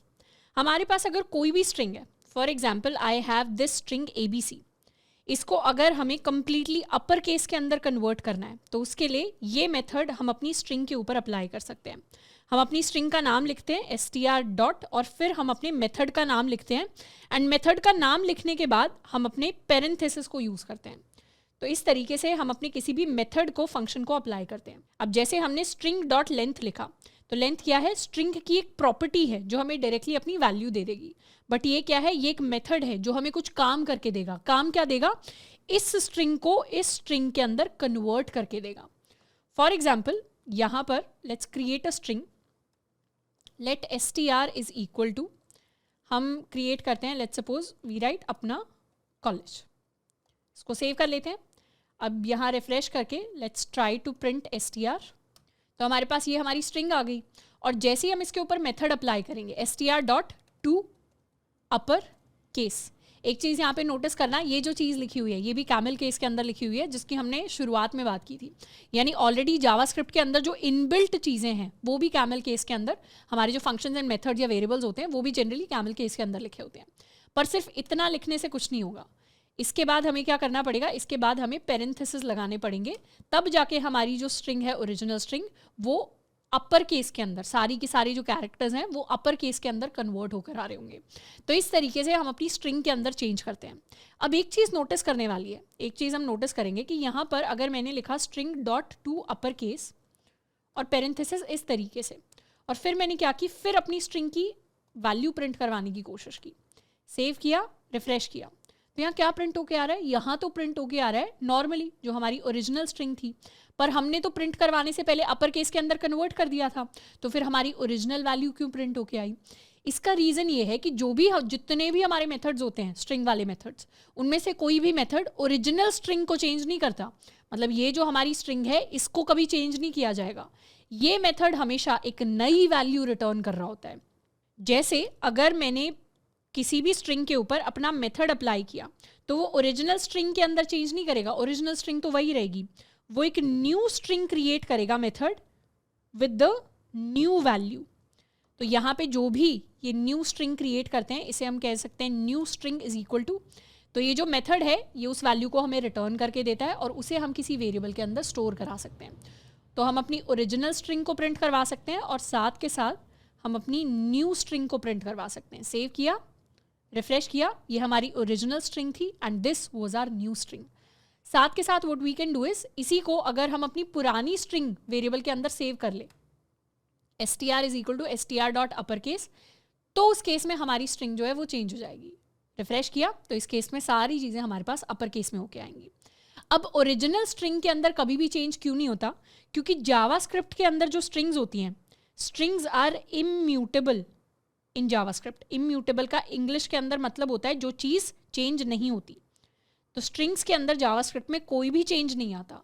अगर आपको छोटी से छोटी चीज़, किसी कैरेक्टर को, मान लो हमने ABC लिखा है, इसको अगर आपको ABC भी बनाना है तो भी आपको एक नई स्ट्रिंग क्रिएट करनी पड़ेगी विद द न्यू चेंज। कभी भी पुरानी ओरिजिनल स्ट्रिंग के अंदर चेंज नहीं आता, हमेशा जब भी कोई भी चेंज आएगा हमेशा नई स्ट्रिंग क्रिएट होगी। तो आपसे इंटरव्यूज़ के अंदर पूछा जा सकता है कि जावास्क्रिप्ट की जो स्ट्रिंग्स होती हैं वो इम्यूटेबल होती हैं या म्यूटेबल होती हैं, तो आपको पता होना चाहिए। अब जैसे हमारे पास 2 अपर केस होता है वैसे ही हमारे पास 2 लोअर केस होता है, जिसमें सारी की जो वैल्यूज़ हैं वो लोअर केस के अंदर कन्वर्ट हो जाती हैं। तो यहाँ पर हम लिख सकते हैं डॉट टू लोअर केस, इसको सेव कर लेते हैं, रिफ्रेश किया तो हमारे पास आ गई सारी की सारी वैल्यूज़ इन लोअर कैरेक्टर्स। अब नेक्स्ट मेथड जिसको हम पढ़ेंगे वो होता है हमारा ट्रिम मेथड। ट्रिम मेथड का काम होता है कि हमारी वाइट स्पेसेस को रिमूव करता है। और कहाँ से रिमूव करता है, ये स्टार्टिंग एंड एंड में जितनी भी वाइट स्पेसेस होती हैं हमारी स्ट्रिंग के अंदर, उन सारी स्पेसेस को रिमूव करके हमें दे देगा। फॉर एग्जाम्पल मैंने एक स्ट्रिंग बनाई, उसके अंदर शुरुआत में कुछ खाली स्पेसेस हैं, फिर मैंने लिखा ABCD और फिर लास्ट में कुछ खाली स्पेसेस दे दी, तो इन स्पेसेस को रिमूव करने का काम हमारे लिए ट्रिम करता है। जैसे यहाँ पर if I create my string to be like this, शुरुआत में बहुत सारी स्पेस दे दी, फिर मैंने लिखा अपना, फिर मैंने बीच में एक स्पेस दी, फिर मैंने लिखा कॉलेज, फिर मैंने एक और स्पेस दी, फिर let's suppose I right JS and फिर लास्ट में भी बहुत सारी स्पेस दे दी। अब यहाँ पर अगर मैं प्रिंट करवाऊँ console.log str.trim, से सेव कर लेते हैं, रिफ्रेश करते हैं, तो जब हम अपनी स्ट्रिंग को प्रिंट करवाएंगे तो यहाँ पर हमारे लिए प्रिंट होगा अपना कॉलेज JS। तो मतलब इसकी जो शुरुआत की हमारी स्पेसेस थी एंड लास्ट की जो स्पेसेस थी उनको ट्रिम मेथड हमारे लिए ट्रिम कर देता है। बीच में जितनी भी स्पेसेस होती हैं, चाहे वो एक स्पेस हो, चाहे वो 2 स्पेसेस हो या मल्टीपल स्पेसेस हो, वो रह जाती हैं। तो स्टार्टिंग एंड एंड से हमारी वाइट स्पेसेस को ट्रिम करके हमें देता है। इसके अलावा हमारे पास और भी काफ़ी मेथड्स होते हैं जिनको हम डे टू डे बेसिस पे यूज़ करते हैं। अब ये जितने भी मेथड्स हैं जिनको हम डिस्कस कर रहे हैं, इनको एज सच हमें मेमोराइज नहीं करना होता। जनरली जब हम कोड लिख रहे होंगे, इनको हम बहुत बार लिख लेंगे तो हमें ये ऑटोमेटिकली जो फ्रीक्वेंटली यूज्ड होंगे खुद ही याद हो जाएंगे, या फिर आपको याद करने हैं तो जितने मैंने यहाँ पे मेंशन किए हैं इतने मेथड्स हम याद कर सकते हैं एक बार हमने सीख लिए तो। वरना इसके अलावा भी स्ट्रिंग्स के अंदर बहुत सारे स्ट्रिंग मेथड्स होते हैं, सारे के सारे हमें याद नहीं करने होते। और जनरली अगर आप लेट्स सपोज अगर आप कभी जावास्क्रिप्ट के अंदर कोडिंग कर रहे हो, कभी आप किसी और लैंग्वेज के अंदर कोडिंग कर रहे हो, तो जनरली हम क्या करते हैं, हम अपने मेथड जो स्पेसिफिक स्ट्रिंग मेथड्स होते हैं वो याद नहीं रहते। तो ऐसे केसेस में अगर आप कोई प्रोजेक्ट बिल्ड कर रहे हो, कुछ और बिल्ड कर रहे हो जावास्क्रिप्ट के अंदर, तो अगर आप भूल भी जाते हो तो कोई टेंशन की बात नहीं है, आप कभी भी जाके उस चीज़ को गूगल कर सकते हो। आपको स्ट्रिंग के अंदर कुछ चेंज लेके आना है, आप सिंपली गूगल कर सकते हो कि स्ट्रिंग के अंदर ये वाला चेंज कैसे लेके आते हैं जावास्क्रिप्ट में। तो there is nothing wrong with that. Generally जब हम बहुत सारी टेक्नोलॉजी सीख लेते हैं तो इस तरीके से गूगल करना is the norm, this is a very normal thing. Next जिस मेथड की हम बात करेंगे ये है हमारा स्लाइस मेथड। स्लाइस मेथड का काम होता है, स्लाइस का मतलब होता है काटना, कोई टुकड़ा दे देना। तो स्लाइस मेथड हमें हमारी स्ट्रिंग का कोई टुकड़ा रिटर्न करके देता है। फॉर एग्जाम्पल मैंने अपनी स्ट्रिंग लिखी ABCDEFG, this is my string. अब मुझे इस स्ट्रिंग का यहाँ से लेके यहाँ तक कोई टुकड़ा चाहिए, तो उसके लिए क्या मेरी स्टार्टिंग पोजीशन होगी, this will B basically my starting position, and क्या मेरी एंडिंग पोजीशन होगी। पोजीशन या इसको हम इंडेक्स कह सकते हैं, क्या मेरा स्टार्टिंग इंडेक्स होगा, क्या मेरा एंडिंग इंडेक्स होगा, वो हमें स्लाइस को बताना पड़ता है कि मुझे यहाँ से लेके यहाँ तक टुकड़ा चाहिए। और ये जो एंडिंग इंडेक्स होता है this is an optional value, plus this is non inclusive. Non inclusive मतलब स्ट्रिंग है हमारे पास ABCDE, इसके अंदर इंडेक्स है 0 1 2 3 4। तो अगर हम स्लाइस के अंदर स्टार्ट की वैल्यू जो है उसको पास करते हैं एज 1 और एंडिंग वैल्यू जो है उसको पास करते हैं एज 3, तो हम तो सोचेंगे 1 से लेके 3 तक हमें टुकड़ा मिल जाएगा, बट ये जो 3 है एंडिंग वैल्यू ये इंक्लूड नहीं होती। तो इसीलिए हमारे पास जो टुकड़ा रिटर्न होके आएगा उसके अंदर सिर्फ 1 से लेके 2 तक ही वैल्यूज होंगी, यानी फाइनल आंसर हमारे पास B एंड C इस तरीके से रिटर्न होके आएगा। तो इसीलिए एंडिंग वैल्यू नॉन इंक्लूसिव होती है। तो इसका एक एग्जाम्पल देखते हैं। For example I have this string called, या स्ट्रिंग के अंदर एक बार हम नंबर्स ही लिख लेते हैं 0 1 2 3 4 5 6, इस तरीके से नंबर लिख लिया हमने। अब स्ट्रिंग के अंदर हम स्लाइस करना चाहते हैं स्टार्टिंग इंडेक्स, यहाँ पे इनफैक्ट VS कोड दिखा भी देगा स्टार्टिंग इंडेक्स क्या देना चाहते हैं आप, एंडिंग इंडेक्स क्या देना चाहते हैं। स्टार्टिंग के अंदर if I pass the index 1 कि मुझे 1 से लेके 3 तक चाहिए, तो उसमें क्या प्रिंट करेगा, 1 एंड 2 ही प्रिंट होगा। 3 क्या होता है, थर्ड इंडेक्स क्या होता है, नॉन इंक्लूसिव होता है। तो इसने क्या किया, इस इंडेक्स से शुरू किया और यहाँ तक गया। अगर मैं कहूँ मुझे 1 से लेके, या इसे थोड़ा ठीक कर लेते हैं, 5 6 7 होना चाहिए, मुझे 1 से लेके 6 तक चाहिए वैल्यूज़, तो क्या प्रिंट करेगा, मेरे लिए प्रिंट करेगा 1 2 3 4 5। तो 6 वाला इंडेक्स क्या होगा, नॉन इंक्लूसिव होगा, इंक्लूड नहीं होगा। ऐसे ही अगर हम कोई स्ट्रिंग लिखते हैं, let's suppose if I right hello, तो हेलो के अंदर मुझे चाहिए कैरेक्टर्स 0 से लेके 3 तक मुझे चाहिए, तो HEL 3 ही लेटर्स प्रिंट करवाएगा। ये 0 इंडेक्स था, ये 1 इंडेक्स था, ये 2 इंडेक्स था, थर्ड वाले इंडेक्स को इंक्लूड नहीं करेगा। और किसी भी केस में लेट्स सपोज अगर हम 1 से 3 तक करते हैं तो ये EL प्रिंट करवा देगा। और ये जो हमारी एंडिंग है, एंडिंग वाला जो हमारा कैरेक्टर है, ये हमारे पास ऑप्शनल होता है। इसको अगर हम हटा भी देंगे तो बाय डिफ़ॉल्ट क्या करेगा, इस इंडेक्स से स्टार्ट करेगा और लास्ट तक जितनी भी स्ट्रिंग बनेगी उसे प्रिंट करवा देगा। रिफ्रेश किया, LO प्रिंट करवा दिया। 2 से स्टार्ट करेंगे तो LO प्रिंट करवा दिया। 3 से स्टार्ट करेंगे तो सिंगल LO प्रिंट करवा दिया। तो इस तरीके से स्ट्रिंग का कोई भी टुकड़ा हमें रिटर्न करके देता है। अगर हम कुछ भी पास नहीं करेंगे, रिफ्रेश करेंगे, तो हमें पूरी की पूरी स्ट्रिंग मिल जाती है। पर जनरली जब भी हम स्लाइस करते हैं एटलीस्ट स्टार्टिंग इंडेक्स तो हमें पास करना ही करना चाहिए। नेक्स्ट जिसके बारे में हम बात करेंगे, नेक्स्ट मेथड होता है कॉन्कैटिनेशन। कॉन्कैटिनेशन का मतलब होता है 2 स्ट्रिंग्स को जोड़ना। तो अगर हमें स्ट्रिंग 1 को स्ट्रिंग 2 के साथ जोड़ना है तो हम लिखते हैं string 1 डॉट कॉन्कैट और फिर अपने पेरेंथेसिस और फिर हम अंदर string 2 का नाम लिख देते हैं। फॉर एग्जाम्पल मेरे पास 2 स्ट्रिंग्स हैं, लेट स्ट्रिंग 1 है मेरे पास अपना, और एक है स्ट्रिंग 2 है कॉलेज। अब मुझे पहले स्ट्रिंग 1 चाहिए, फिर मुझे स्ट्रिंग 2 चाहिए, दोनों को जोड़कर मुझे एक सिंगल स्ट्रिंग बनानी है। तो उसके लिए हम लिख सकते हैं str1 डॉट कॉन्कैट पेरेंथेसिस और इसके अंदर हम पास कर देंगे अपनी स्ट्रिंग 2। ये क्या करेगी, हमें एक नई स्ट्रिंग रिटर्न करके देगी। तो इस नई स्ट्रिंग को हम रिजल्ट कह देते हैं, लेट res result is equal to this, और फिर हम प्रिंट करवा देंगे अपने रिजल्ट को। सेव कर लेते हैं, रिफ्रेश करते हैं, तो रिजल्ट के अंदर क्या आया, रिजल्ट के अंदर आया अपना कॉलेज। यहीं पर अगर हम स्ट्रिंग 2 को पहले लिख देते, स्ट्रिंग 1 को बाद में लिख देते, तो जो चीज़ पहले लिखते हैं वो पहले आ जाएगी, तो कॉलेज पहले आएगा एंड फिर हमारे पास अपना आएगा।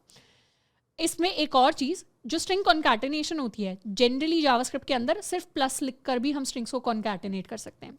यानी अगर मैंने लिख दिया str1 प्लस str2, सेव कर लेते हैं, रिफ्रेश करते हैं, तो भी कॉन्कैटिनेशन हो जाएगा। तो कॉन्कैटिनेशन के लिए स्ट्रिंग का मेथड भी होता है, प्लस स्ट्रिंग्स के बीच में आप प्लस लिख के भी स्ट्रिंग कॉन्कैटिनेशन कर सकते हो। मल्टीपल स्ट्रिंग्स को भी कॉन्कैटिनेट कर सकते हैं। मैंने लिख दिया यहाँ पर I am learning coding from, इस तरीके का कुछ मैंने लिख दिया, I am learning coding from अपना कॉलेज। तो ये क्या हो गई, 3 स्ट्रिंग्स हो गई। ये मेरी एक स्ट्रिंग है, ये मेरी सेकंड स्ट्रिंग है, ये मेरी थर्ड स्ट्रिंग है। सेव किया, रिफ्रेश किया, तो एक कंप्लीट जो है हमारे पास टोटल सिंगल स्ट्रिंग रिटर्न होकर आ गई। तो जो फर्स्ट लेक्चर के अंदर मैंने आपको दिखाया था कि 2 स्ट्रिंग्स को हम ऐसे भी जोड़ सकते हैं। अगर मैंने लिखा हेलो और प्लस कर दिया मैंने 1 2 3, तो हेलो 1 2 3 हमारे पास प्रिंट होके आ जाएगा। ये क्या है, ये भी स्ट्रिंग कॉन्कैटिनेशन ही होता है, 2 स्ट्रिंग्स को जोड़ना।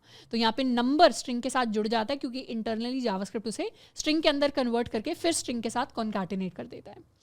नेक्स्ट मेथड जिसकी हम बात करेंगे, this is my replace method. Replace method string के अंदर किसी वैल्यू को सर्च करने के काम आता है। फॉर एग्जाम्पल मैंने कोई स्ट्रिंग लिखी ABCDEFGH, इसके अंदर मुझे सर्च करनी है अपनी वैल्यू EF।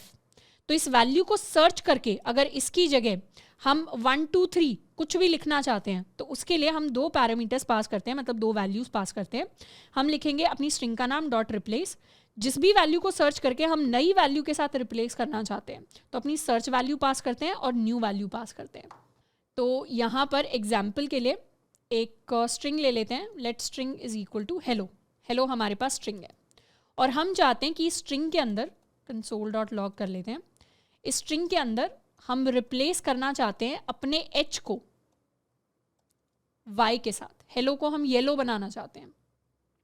सेव कर लिया, रिफ्रेश किया,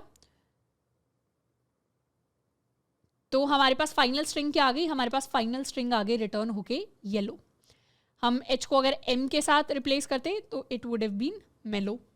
अगर हम लेट्स सपोज HEL को ही कंप्लीटली रिप्लेस करना चाहते हैं, या जो ये LO है, इस LO को मुझे P से रिप्लेस करना है, तो इसको हटा के मुझे हेल्प बनाना है अपने स्ट्रिंग को। सेव कर लिया, रिफ्रेश कर लिया, तो हमारे पास हेल्प आ जाएगा। तो इस तरीके से किसी भी मैचिंग कैरेक्टर को हम किसी भी दूसरी वैल्यू के साथ रिप्लेस कर सकते हैं। और अगर यहाँ पे LO 3 बार होता, तो उस केस में हमारे पास सिर्फ जो फर्स्ट मैचिंग चीज़ है, फर्स्ट टाइम जब LO मैच करेगा तो रिप्लेस होगा, यानी सिर्फ एक ही बार रिप्लेसमेंट होगी, बार बार रिप्लेसमेंट नहीं होगी। रिप्लेस ऑल हमारे पास एक चीज़ होती है जिससे क्या होगी, हर बार रिप्लेसमेंट हो जाएगी। तो रिप्लेस से एक बार, पहली बार जब हमारी जो सर्च वैल्यू होती है वो मैच करती है तब रिप्लेस होगा। रिप्लेस ऑल से सारी की सारी मैचिंग वैल्यूज रिप्लेस हो जाएंगी। एंड लास्ट मेथड जिसके बारे में हम पढ़ रहे होंगे, that is the character eight method. String के अंदर अगर किसी भी इंडेक्स पे कोई कैरेक्टर अगर हमें फाइंड आउट करना है, रिटर्न करवाना है, तो उसके लिए हम लिखते हैं स्ट्रिंग डॉट कैर एट, और फिर पेरेंथेसिस के अंदर हम अपने इंडेक्स की वैल्यू लिखते हैं। जैसे फॉर एग्जाम्पल मेरे पास स्ट्रिंग है आई लव जावास्क्रिप्ट, इस तरीके की कुछ स्ट्रिंग है हमारे पास। इसके अंदर हम जानना चाह रहे हैं कि स्ट्रिंग के अंदर कैरेक्टर एट इंडेक्स 0 क्या है, 0th इंडेक्स पे कौन सा कैरेक्टर है। हमें पता है हमारे पास कैरेक्टर आई है, रिफ्रेश करेंगे तो आई प्रिंट होके आएगा। 3rd इंडेक्स पे कौन सा कैरेक्टर है, कैरेक्टर ओ है, रिफ्रेश करेंगे okay this is 2nd index, 0 1 2, 2nd index पर ओ है, रिफ्रेश करेंगे ओ प्रिंट होके आएगा। 3rd इंडेक्स पे हमारे पास वी है ओ के बाद, तो हमारे पास वी प्रिंट होके आएगा। तो इस तरीके से किसी भी इंडेक्स का अगर हमें कैरेक्टर सर्च करना होता है तो उसके लिए we simply need to use the char at method of strings. अब साथ में एक छोटी सी चीज़ मैं आपको दिखाना चाहती हूँ। फॉर एग्जाम्पल यहाँ पर ये जो आई है, इस आई को मुझे किसी और लेटर की जगह चेंज करना है। मैं बेसिकली लिखना चाहती हूँ स्ट्रिंग ऑफ 0 को, जैसे मुझे पता है स्ट्रिंग ऑफ 0 की अगर वैल्यू प्रिंट करवानी है तो हम स्ट्रिंग ऑफ 0 को इस तरीके से लिख सकते हैं। तो हमारे पास आई प्रिंट हो जाएगा, रिफ्रेश किया आई प्रिंट हो गया। अब मुझे अगर इसकी वैल्यू चेंज करनी है तो हमारे दिमाग में आ सकता है कि हम सिंपली क्या करेंगे, स्ट्रिंग ऑफ 0 को हम let's suppose I will make it S बना दिया मैंने, एंड फिर अपनी स्ट्रिंग को हम प्रिंट करवाएंगे। तो अब हमें अज्यूम करना चाहिए एस लव JS इस तरीके का कुछ प्रिंट होके आएगा हमारे पास, बट एक्चुअली ऐसा नहीं होता। एक्चुअली हमारी जो ओरिजिनल स्ट्रिंग है उसके अंदर चेंज नहीं आएगा, और उसका रीज़न वही है। उसका रीज़न ये है, ओरिजिनल स्ट्रिंग इम्यूटेबल होती है। किसी भी स्ट्रिंग के अंदर अगर आपको चेंज करना है तो आपको नई स्ट्रिंग बनानी पड़ेगी। तो इस तरीके से किसी भी इंडेक्स पे जाके वैल्यू को चेंज कर पाना पॉसिबल नहीं होता। हमें हमेशा नई स्ट्रिंग को जनरेट करना पड़ेगा। तो अगर ये काम मुझे करना है तो उसके लिए हम रिप्लेस मेथड को यूज़ करेंगे। यानी मैं सिंपली यहाँ पे लिखूंगी str is equal to str.replace। Replace के अंदर हम पास करेंगे कि मुझे I को रिप्लेस करना है S के साथ, तब जाके जो फाइनल आउटपुट है वो S love JS इस तरीके का कुछ बन पाएगा। तो हम स्ट्रिंग मेथड्स को हम हमेशा यूज़ करते हैं, डायरेक्टली किसी भी इंडेक्स पे जाके हम वैल्यू को मैनिपुलेट नहीं कर सकते। अब आई अंडरस्टैंड कि स्ट्रिंग मेथड्स के बारे में हमने बहुत सारी चीज़ें सीख ली हैं, और ये एक साथ बहुत सारा कंफ्यूजिंग लग सकता है फर्स्ट टाइम स्ट्रिंग्स के बारे में पढ़ रहे हैं तो इतनी सारी चीज़ें हो गई हमारे पास याद करने के लिए। एक चीज़ आपको करनी है, साथ के साथ हम नोट्स बना सकते हैं, अपने नोट्स के अंदर ये सारे मेथड्स हमें लिख लेने हैं। पर एट दी एंड जब हम प्रोजेक्ट्स बना रहे होंगे तो इवेंचुअली प्रोजेक्ट्स को बनाते बनाते हमें अगर कुछ चीज़ नहीं आती तो मैंने ऑलरेडी बता दिया हम गूगल सर्च भी कर सकते हैं। तो ज़्यादा स्ट्रेस नहीं लेना कि सारी चीज़ें एक साथ याद करनी है, धीरे धीरे प्रैक्टिस के साथ चीज़ें हमें याद होती चली जाएंगी। अब नेक्स्ट हम सॉल्व करने वाले हैं स्ट्रिंग से रिलेटेड अपना एक प्रैक्टिस क्वेश्चन। प्रैक्टिस क्वेश्चन के अंदर हमें प्रॉम्प्ट करना है यूज़र को to enter their full name, यानी प्रॉम्प्ट क्रिएट करना है और यूज़र को बोलना है अपना फुल नेम एंटर करो, और उस फुल नेम को यूज़ करके हमें एक यूज़र नेम जनरेट करना है उस यूज़र के लिए।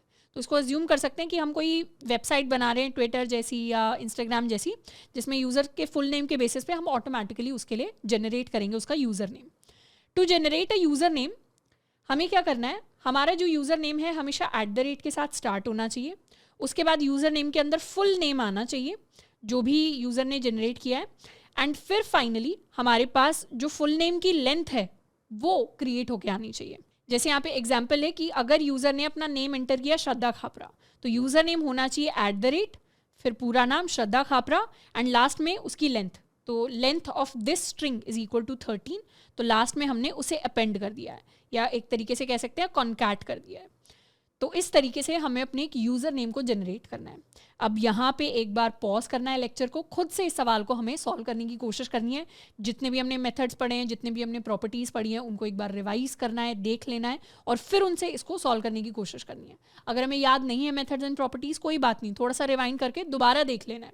देख हम सकते हैं, पर लॉजिक अपना खुद का लगाना है सॉल्व करने के लिए। और अब हम सॉल्व करने की तरफ बढ़ते हैं। तो बेसिकली सोचते हैं क्या क्या चीज़ें हमें चाहिए। सबसे पहला तो यूज़र हमें कोई फुल नेम एंटर करके देगा। एक चीज़ इंश्योर करनी है, यूज़र जो फुल नेम एंटर करे उसके अंदर स्पेसेस नहीं होने चाहिए। तो हम जो एंटर करेंगे फुल नेम, उसके अंदर स्पेसेस नहीं होंगे। अब यूज़र ने जो भी फुल नेम एंटर किया, हमें उससे एक यूज़र नेम नाम की नई स्ट्रिंग बनानी है, जिसके अंदर शुरू में हम @ लिख देंगे, प्लस हमारा जो फुल नेम यूज़र ने एंटर किया था उस फुल नेम की हम वैल्यू जो है उसको कॉन्कैटिनेट कर सकते हैं प्लस लिख के, एंड दोबारा प्लस लिख के लास्ट में हम क्या कॉन्कैटिनेट कर देंगे। 3 चीज़ें हमें चाहिए, @ है, @ जोड़ दिया हमने अपनी स्ट्रिंग में, फुल नेम है, फुल नेम जोड़ दिया हमने अपनी स्ट्रिंग में, फिर हमें लेंथ जोड़नी है। तो फिर हम कॉन्कैटिनेट कर देंगे फुल नेम डॉट लेंथ को। तो बेसिकली ये हमारा फाइनल यूज़र नेम बन जाएगा। इस चीज़ को इम्प्लीमेंट करने के लिए अपना कोड लिखते हैं। सबसे पहले तो प्रॉम्प्ट क्रिएट कर लेते हैं, enter your full name without spaces. तो जो भी यूज़र एंटर करेगा वो हम इस वेरिएबल के अंदर स्टोर कर लेंगे, let full name is equal to this variable. और फिर एक बार प्रिंट करवा लेते हैं अपने फुल नेम को, जो भी फुल नेम हमारे पास आता है। सेव, रिफ्रेश, इस बार एंटर करते हैं श्रद्धा खापरा, एंटर किया, ओके, ये हमारे पास फुल नेम था। रिफ्रेश किया, if I decide to enter Aman Dattarwal, enter किया, तो ये हमारे पास नाम आ गया। अब हमें अपना यूज़र नेम क्रिएट करना है इससे। तो let user name is equal to, सबसे पहले तो हम @ लिखेंगे प्लस फुल नेम। हम चाहें तो कॉन्कैट मेथड को भी यूज़ कर सकते हैं। तो अभी के लिए हाफ यूज़र नेम क्रिएट करते हैं। रिफ्रेश किया, मैंने एंटर किया श्रद्धा, ओके, तो ये मेरा यूज़र नेम आ गया। रिफ्रेश किया, मैंने एंटर किया अमन दत्तरवाल, तो ये मेरा यूज़र नेम आ गया। तो इस तरीके से इतना यूज़र नेम हमारे पास आ रहा है। हम चाहें तो .concat भी लिख सकते हैं। और लास्ट में हमें क्या ऐड करना है, लास्ट में हमें ऐड करना है फुल नेम .length को। इसको सेव कर लेते हैं, रिफ्रेश किया। इस बार if I write Shraddha Khapra, enter किया, @श्रद्धा खापरा 13, रिफ्रेश किया। If I enter Aman Dattarwal, enter किया, @अमन दत्तरवाल 14, रिफ्रेश किया। If my full name is Apna college, enter किया, @अपना कॉलेज 11। तो हमारे लिए हमारा जो यूज़र नेम है ये ऑटोमेटिकली जनरेट होके आ रहा है। तो इस तरीके से हम अपनी स्ट्रिंग्स को यूज़ कर सकते हैं to build interesting things in our code. And I hope कि जावास्क्रिप्ट के अंदर ऑल दो लूप्स वाला कॉन्सेप्ट शुरुआत जब करते हैं, स्ट्रिंग्स वाला कॉन्सेप्ट शुरुआत में डिफिकल्ट लग सकता है, बट कोई बात नहीं, धीरे धीरे इन कॉन्सेप्ट्स की हम प्रैक्टिस करते चले जाएंगे। बार बार इन चीज़ों को जब हम देखेंगे, बार बार जब कोड को लिख रहे होंगे, तो हमें ऑटोमेटिकली चीज़ें याद होनी स्टार्ट हो जाएंगी। इसके अलावा अगर आपको और डिटेल में स्ट्रिंग्स मेथड को पढ़ना है, तो मैंने रिसोर्स आपको लास्ट क्लास में भी बताया था कि हम MDN को जाके एक्सप्लोर कर सकते हैं। MDN के अंदर हम सर्च कर सकते हैं अबाउट स्ट्रिंग मेथड्स। तो स्ट्रिंग के अंदर यूज़फुल स्ट्रिंग मेथड्स वाला एक पेज होगा, इसके अंदर बहुत सारे डिफरेंट मेथड्स होपफुली हमें यहाँ पर मिल जाएंगे। जैसे रिप्लेस ऑल यहाँ पे लिखा हुआ है, रिप्लेस मेथड लिखा हुआ है, हमने इसे ऑलरेडी पढ़ लिया है। To lower case upper case को हम पढ़ चुके हैं, स्लाइस को हम पढ़ चुके हैं। तो काफ़ी इंपॉर्टेंट जो मेथड्स हैं, ये इंडेक्स ऑफ, इसको आप जाके पढ़ सकते हो, इंडेक्स ऑफ किस लिए यूज़ हो रहा है, एंड्स विद किस लिए यूज़ होता है, स्टार्ट्स विद किस लिए यूज़ होता है। तो बहुत सारे डिफरेंट स्ट्रिंग के मेथड्स हैं, यूज़फुल स्ट्रिंग मेथड्स, जिनको हम जाके पढ़ सकते हैं एज अ होमवर्क प्रॉब्लम, और उनको एक बार लिख लिख के ट्राई करेंगे तो हमारी खुद की भी प्रैक्टिस होती रहेगी। तो आई होप कि चैप्टर 3 को करने में हमें काफ़ी सारा मज़ा आया हो। आज के लिए इतना ही, मिलते हैं नेक्स्ट लेक्चर के अंदर। Till then keep learning and keep coding.